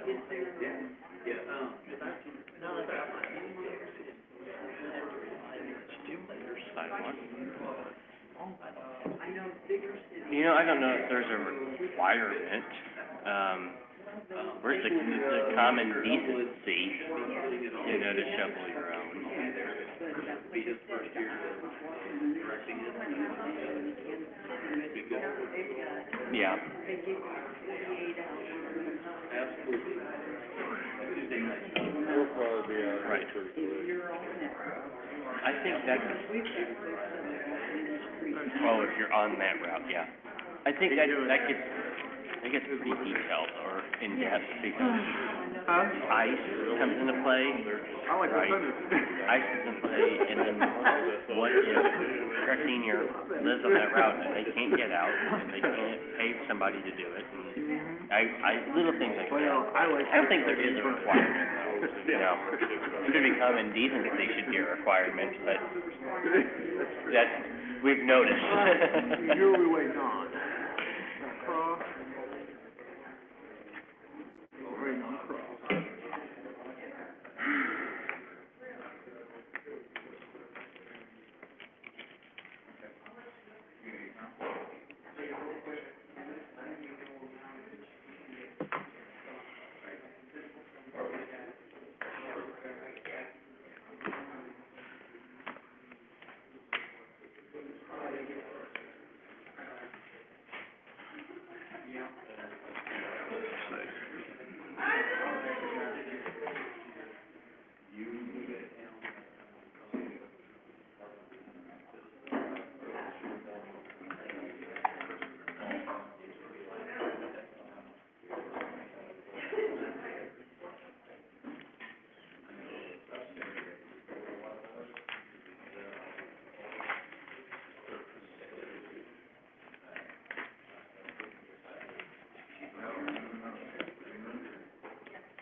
All right, we'll go ahead and come back to order. Interim city administrator Ward, if you go ahead and take us through the scoring process. Okay, so, up on the screen and then in front of you, you have a new ranking sheet. There was a little bit of a double up on the, drones, so we've given you a new score sheet, and it has a letter at it, so you, know which one is the new one. So make sure that that is the one that you score, because we did reduce some of the, amount of items on it. So if you see the first portion of it, we're discussing the general fund, and then you'll see the fire department items, the police department items, and the animal control, portion of it. Does anybody have any questions for myself or, department heads on that section of it? Okay, so next up, the next page is the transportation fund. Please also note that the airport is now in a separate fund, so you'll see those items, most likely in February. But that's where the, some of the stuff that, Director Bray had just discussed. Any questions on those items? Again, that's items 1 through 6. Okay, on the capital improvement fund, this also includes a couple of items that we didn't necessarily discuss today.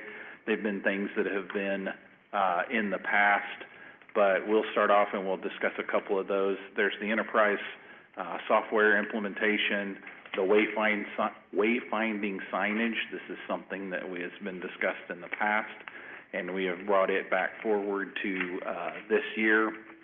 Also, the major street initiatives, we've put in here the alternate to a new railroad crossing bridge. So this is replacing Washington Street Bridge. We do not have a good number for the total cost of that because we don't have the location.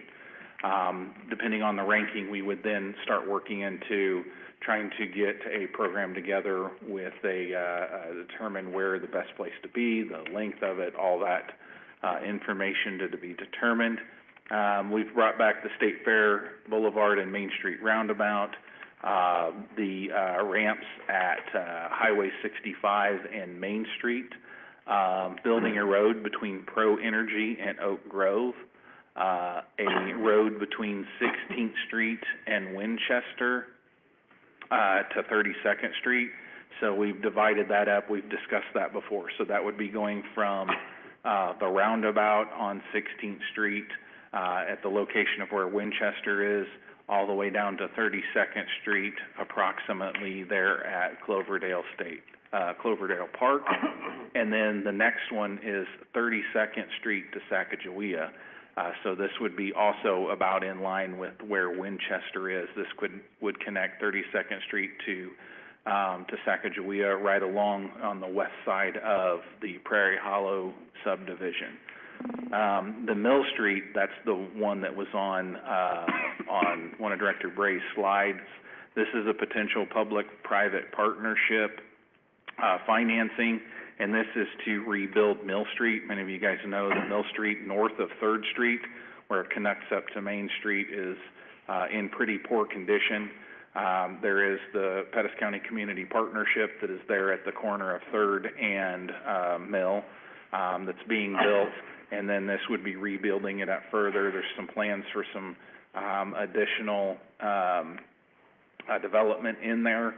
Also, the hope is that to eventually connect Main Street and Mill Street together so that that becomes more of a truck route, and the ability that folks, instead of turning down Washington to go to 3rd, they would then just continue across Washington, continue east, and get on Mill, and then turn and go east on Main Street, or 3rd Street, or vice versa. So this is rebuilding with curb and gutter and pavement of Mill Street and sidewalk through there as that changes, because we've got the Boys and Girls Club going in there on 3rd Street, and then again, Pettis County Community Partnership on the corner of 3rd and Mill. Then we've got the street resurfacing funding level. You know, we've got the projects listed out for you separately to score, but that's that funding level. We've got sidewalk repair, So this would be bringing back, of that amount for replacing sidewalks. Then we also brought back something from last year too as well, a sidewalk from State Fair Boulevard and Highway 50 to 3rd and 65. So it would, basically if you were right there at the corner of 3rd and 65 at the Heckert, it would be a sidewalk that would go west on 3rd to State Fair and then south on State Fair to, there at Broadway and State Fair. There is a sidewalk on the other side. So it's trying to build those pathways and those safe ways for folks to walk through, or and maybe we even look at bicycling for those. 16th Street, a complete street from New York to Highway 65. So again, this is another program that we've talked about in the past. A complete street means that it can have all modes of transportation on it to allow folks to use it as a thoroughfare. So it'd bring that from 16th Street and 65 all the way to New York there at the park. Then we have the cemetery committal shelter. We have the police department storage and training facility. We have the airport taxiway and runway rehab projects, and then the fire brush project, truck replacement. Any questions on that? That's 1 through 17. Okay, and then the final sheet you'll see is the capital improvements fund with the subcategory of the street resurfacing. So this is 1 through 10 would be ranking the streets in their order of replacement. Again, we're going to reevaluate with the roadway asset survey when it comes out. But I want to make sure that we keep moving forward with our plans. A lot of these streets are in significant disrepair, so it's a look at those. Do we have any questions on those? That's 1 through 10. Any questions, Council? Okay, well, we will leave you alone and let you get started with scoring those. Again, staff is available if you have any questions. I'm available. Please don't hesitate to ask as we work through them. If you'll let me know when you're done, I can pick them up from you, and we'll get them scored, and then we can finish off by going through what the average scores are. Thank you.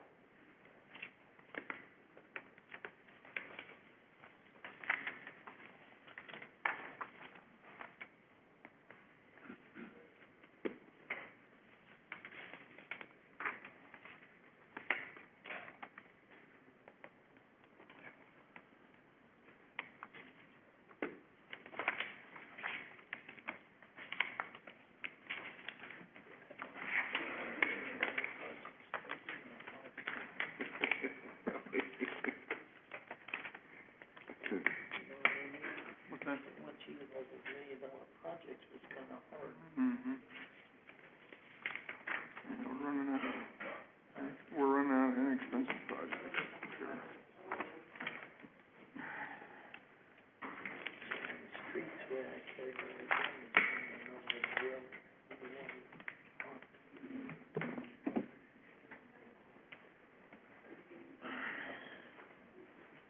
It's on Memphis on the news this morning, looks like it's going pretty well. on that city shutdown.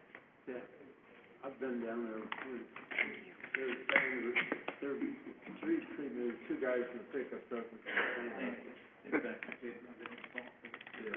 It's Memphis, you said? Memphis, yeah, it's ruined. I drove through Atlanta the year that snow hit Atlanta, that was what, maybe 10 years ago or so? And I knew it, but every 10 feet, there's a car on the side of the highway. Yeah, that's the big deal. Yeah, I believe, yeah. These guys. Well, you know what? He's not here, so. Yeah, that's what he did. I wouldn't pay attention. It doesn't need to be a blizzard, you know. And there's so many overworked. Yeah. We used to drive to Dallas every year for Christmas, and almost invariably, there's somewhere, usually in North Oklahoma or Middle Oklahoma or South Missouri, there'd be ice and snow, and then we'd get to Dallas and there'd be freezing rain on all the overpass. You know, it was a nice. Next weekend, it's gonna ice for sure, the chili bowl in Oklahoma. He does a lot of. He does every weekend. I've heard 19th and 20th, we may see that. Huh? 19th and 20th, we may have another significant weather event coming in. It's okay. Only gotta go to, Well, you know, the 19th and 20th is days. I thought you were talking about for things that are likely to happen. It's like something about running out of water in California out there. They can't anticipate they're gonna. I don't Maybe know a city here. thing, you know, when you build a water system, Full-time vet. you add into it, but you say, my God, what happens We never looked if at this happens? No, I mean, Not to the 24. degree that it has. No, we was on there, but it was rated real low, if I remember right last night. I don't see any more on there. on what? That full-time vet area. Gotta put it in the budget. Oh, yeah, but, that's 24. I thought we voted on 24 too. And before that. Oh, okay. We didn't vote on it though. We talked about it. I don't remember. I know it's been up for discussion before, and I know that in budget hearings it was talked about.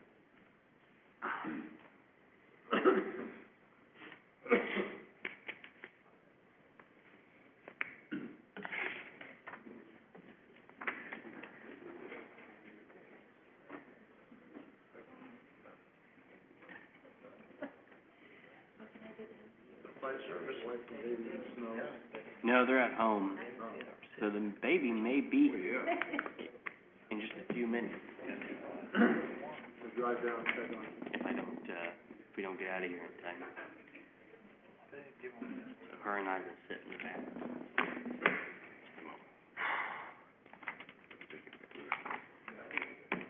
Everybody's so much more careful transporting babies now, which is a great thing. Are they counting? Than we were, you know. Yeah, you used to throw them in the back seat and put a seatbelt on them, So we'll if you talk had about one. it, Yeah. present it, and we'll Yeah, talk about put it. 'em in. Now there's a 15-point harness. That's right. Put them in an infant carrier Yeah. and See how it goes. set it, Oh, ready to go. or set it in the front seat between mom and dad. Yeah. I don't even Yeah. There's baby right there. Oh, yeah. I don't remember. And when they got older, they could sit on the armrest, but, you know. I think it's important. Well, I was born in Germany, Testing to get them. and, they have the Autobahn Yeah. over there. So I was born in Frankfurt Military Hospital, and at 2 days old, my mom and dad threw me in the I back hope that, coupe Corolla, that area gets, going 120 miles an hour on the Autobahn. So I always think that's funny. Not a lot of people can play classes. I toured number one. yeah, I do too. I didn't start one by high.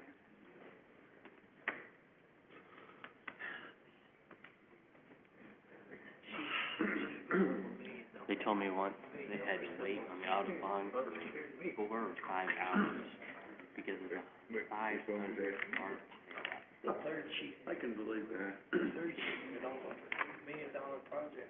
Oh, yeah. When I was a young dad, it became, I was a car dealer, Yeah, yeah, but just it looking became at that. popular to have Now it's scary. the big drive, van conversions are just big vans. Yeah. So of course, we had one of those, and we had a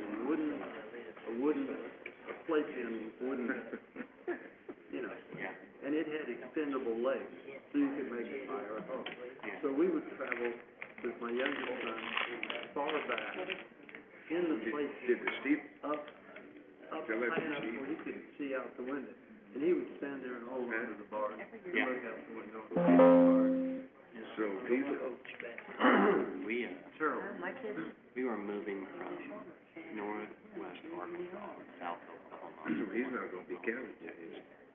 But it's a 6-hour drive. Yeah. Not- Yeah. I had COVID one I year, know and that I well. walked And around the whole time, and but I never. we only had one truck, I think, at the time, and so my mom and stepfather sat in the cab, and then the 5 of us were in the bed of the pickup truck with the camper. Yeah, I see, We had a mattress, Yeah. so we all just laid there for kind of 6 hours.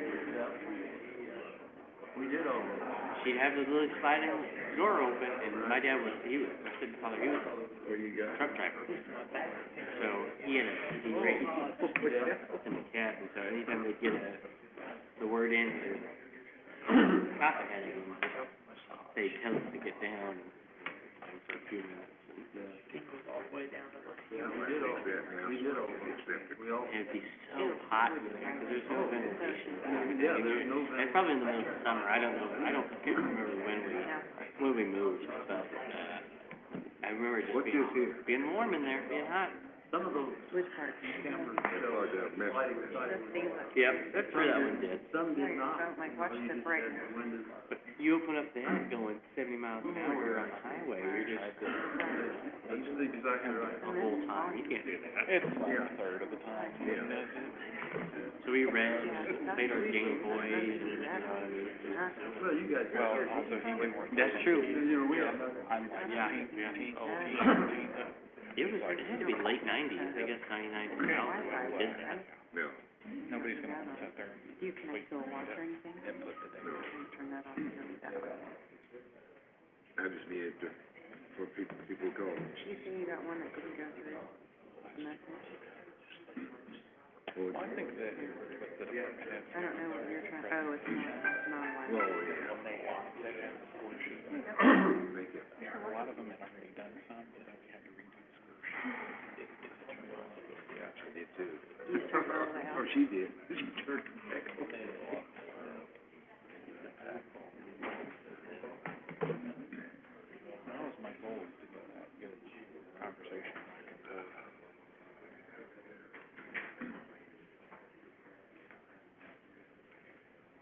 Now.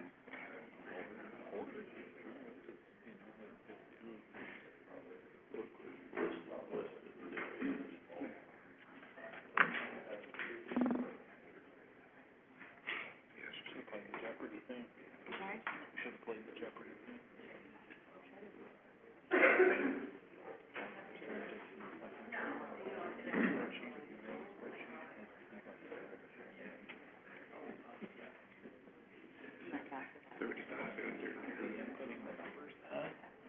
Thirty-five degrees.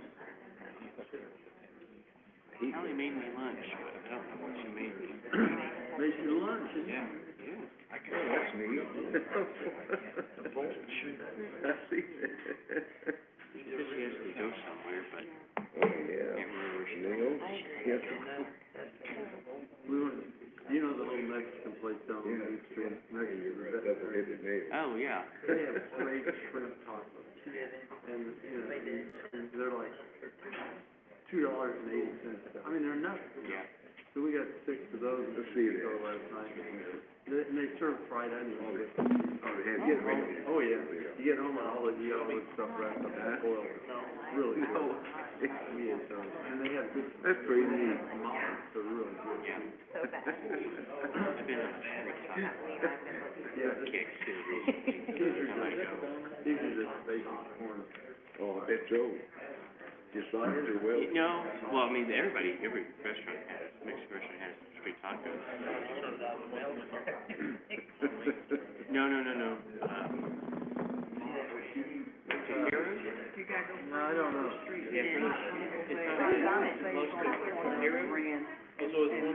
Yeah, that's Little right. Bighorn tacos. Little Bighorn used to be, Little Bighorn tacos. Little Bighorn used to be there. Yeah, we go down there. I don't think I've ever been. I don't think I have either. I got a whole box of it. Well, they have good tacos.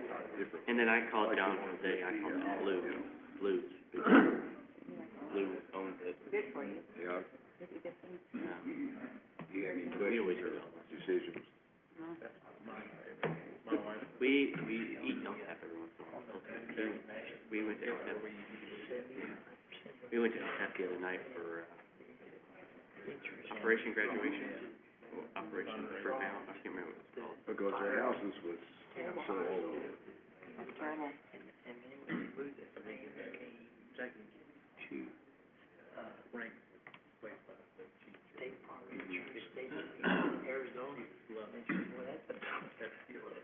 Were we like last year? Yeah.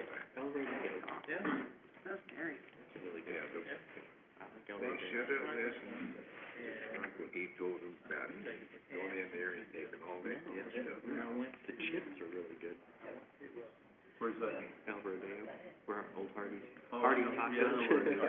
No, it's Hardee's Tacos. That's right, Hardee's Tacos. I went there when they first opened, I think. Good announcing today? Yeah. Don't they have saddle? Yeah, they got that. Yeah, they do. The governor, there's beneficiaries. I was 40, I think. And there's permanent sunshine. Yeah, they're there, they're not like covered. Yeah. Oh, really? Keeping with, Yeah.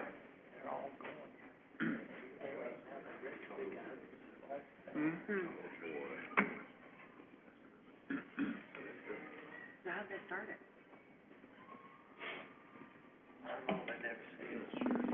right now, how these. It started with one house, and then it just spread I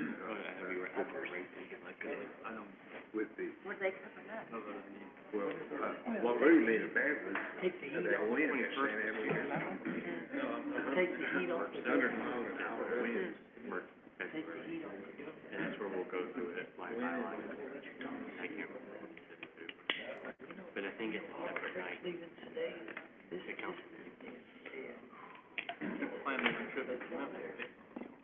Well, I think Big one? February becomes busier, because I think there's 3 meetings in February. Is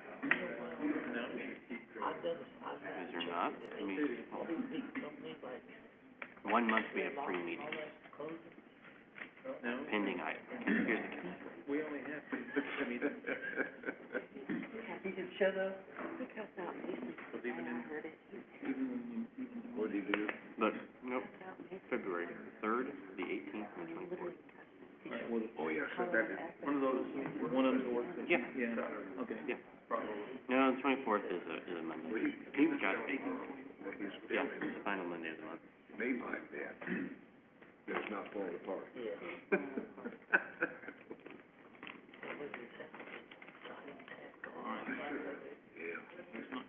It's against the state, and the federal would defend the fourth constitution.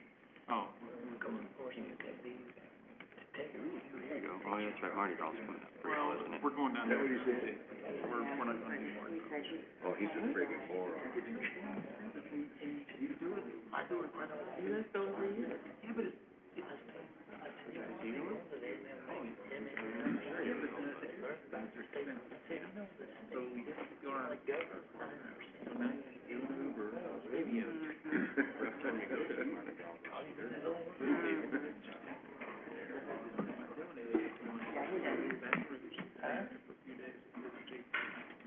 he called me, I didn't call him today. No, I never call him.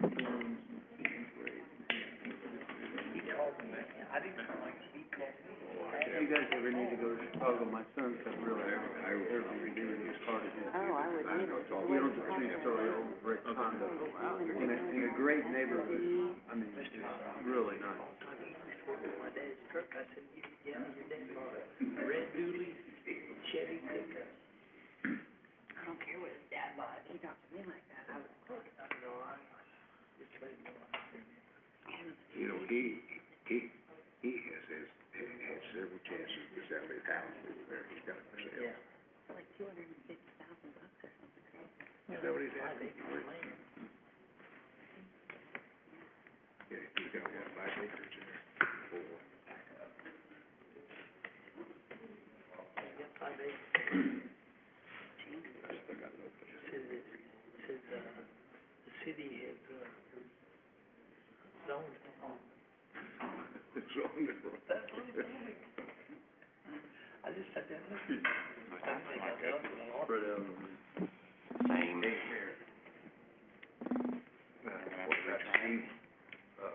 Vote later on, will they count or what? Somebody vote, you're just sticking a poll, that gets me, so, I don't know what he's gonna do. Not happy, is it? All you can do is just read it, settle in, read it. Right? Hey, if it's for me to watch tomorrow.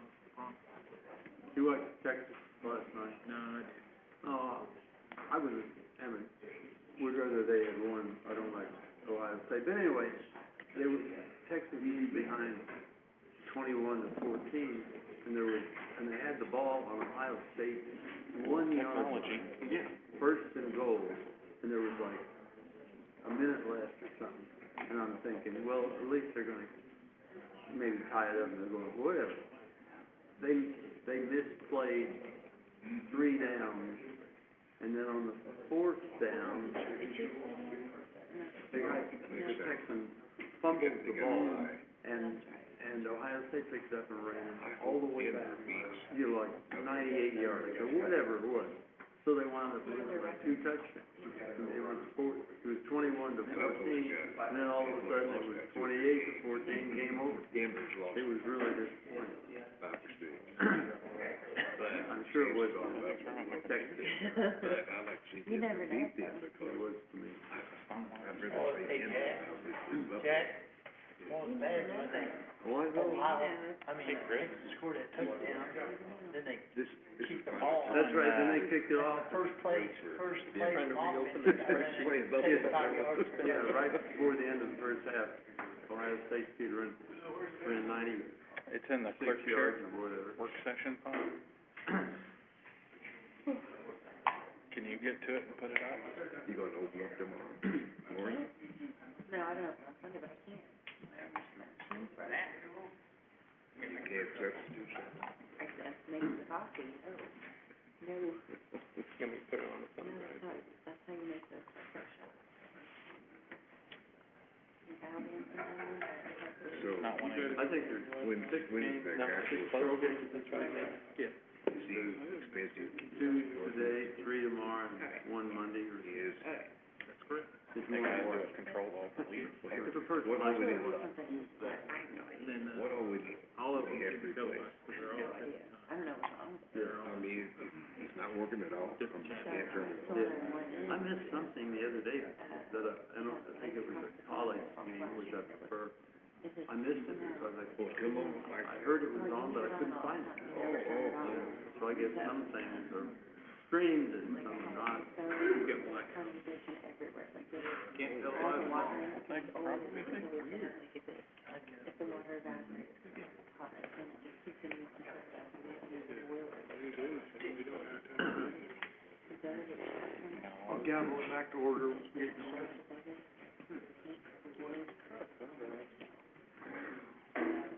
Do you think that's what it is, though?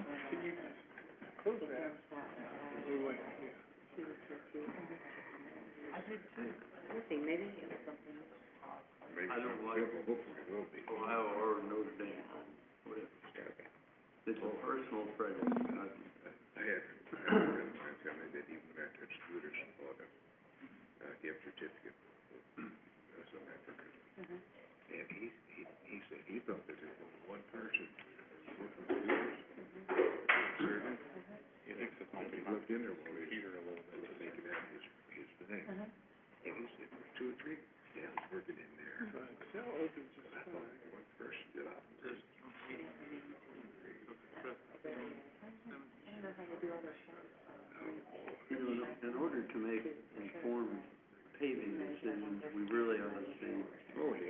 traffic count.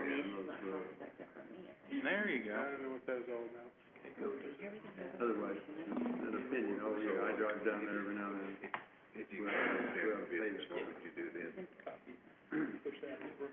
Find you some rich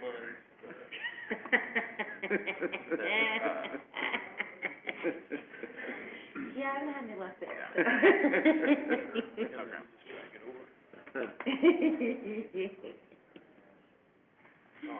Yeah. What, you already put on Facebook? I'm good. Show tab, command. I don't know, everything was, Now you can it'll be okay. Okay. I'll look. Like that? Man, with one foot in the grave, one on a banana peel. There you go. All right, we'll go ahead and bring this meeting back to order. Interim city administrator, you have the floor. Okay, sorry, I had a little bit of Excel issues with my computer, it didn't want to open it. So here is the ranking as they came up, starting with the general fund. Out to the right, you do see the minimums and maximums, and the average. So we start off with the market wage, adjustment at, number 1, the Opticon system number 2, and I will email this out to department heads for you. The animal control veterinarian as number 3. The 3 additional staffing at the fire department is number 4. Drones as first responders, number 5. Training and preparedness officer at the fire department, number 6. Extrication equipment, number 7. Radio and SCBA accountability software is number 8. The special response vehicle is number 9. The fire department mechanic as number 10.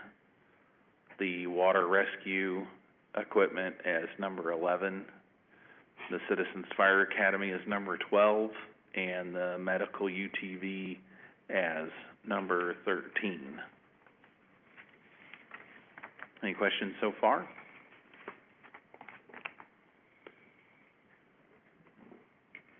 So moving on to the transportation fund. The multifunction trucks is number 1. The macro paver is number 2. The force-feed loader is number 3. The tracked excavator is number 4. The MioVision traffic counters is number 5, and the digital signboard is number 6. Any questions? The capital improvements fund, the finding a potential new location for a railroad crossing bridge was number 1. The enterprise software implementation was number 2. The street resurfacing funding level was number 3. Number 4 is the sidewalk repair and replacement funding. The committal shelter was number 5. The airport taxiway and runway rehab projects was number 6. 32nd Street to Sacagawea with the Winchester extension was number 7. The Mill Street rebuild was number 8. 16th Street, Winchester to 32nd Street was number 9. The State Fair roundabout was number 10. State Fair and Main Street, Boulevard roundabout. Then the sidewalk, State Fair Boulevard to 50 Highway was number 11. On-off ramps on 65 Highway at Main Street was number 12. The Police Department Storage and Training Facility was number 13. The Pro Energy to Oak Grove was number 14. That's rebuilding a road between Pro Energy and Oak Grove.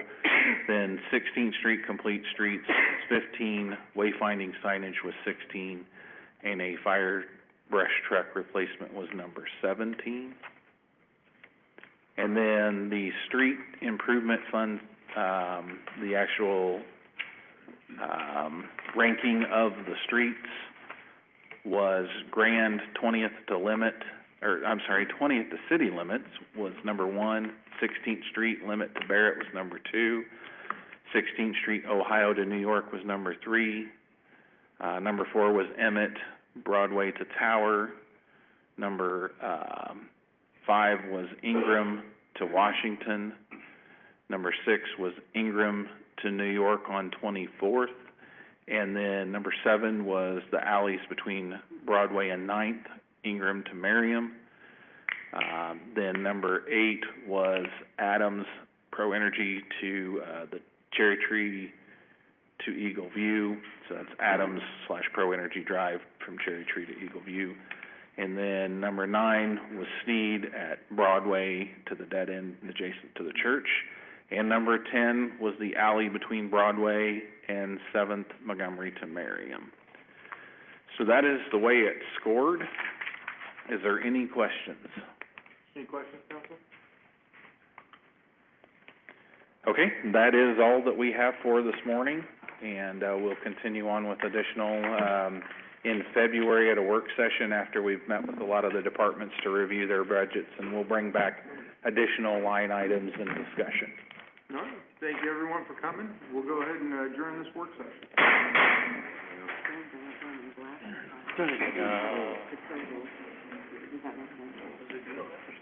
Remember,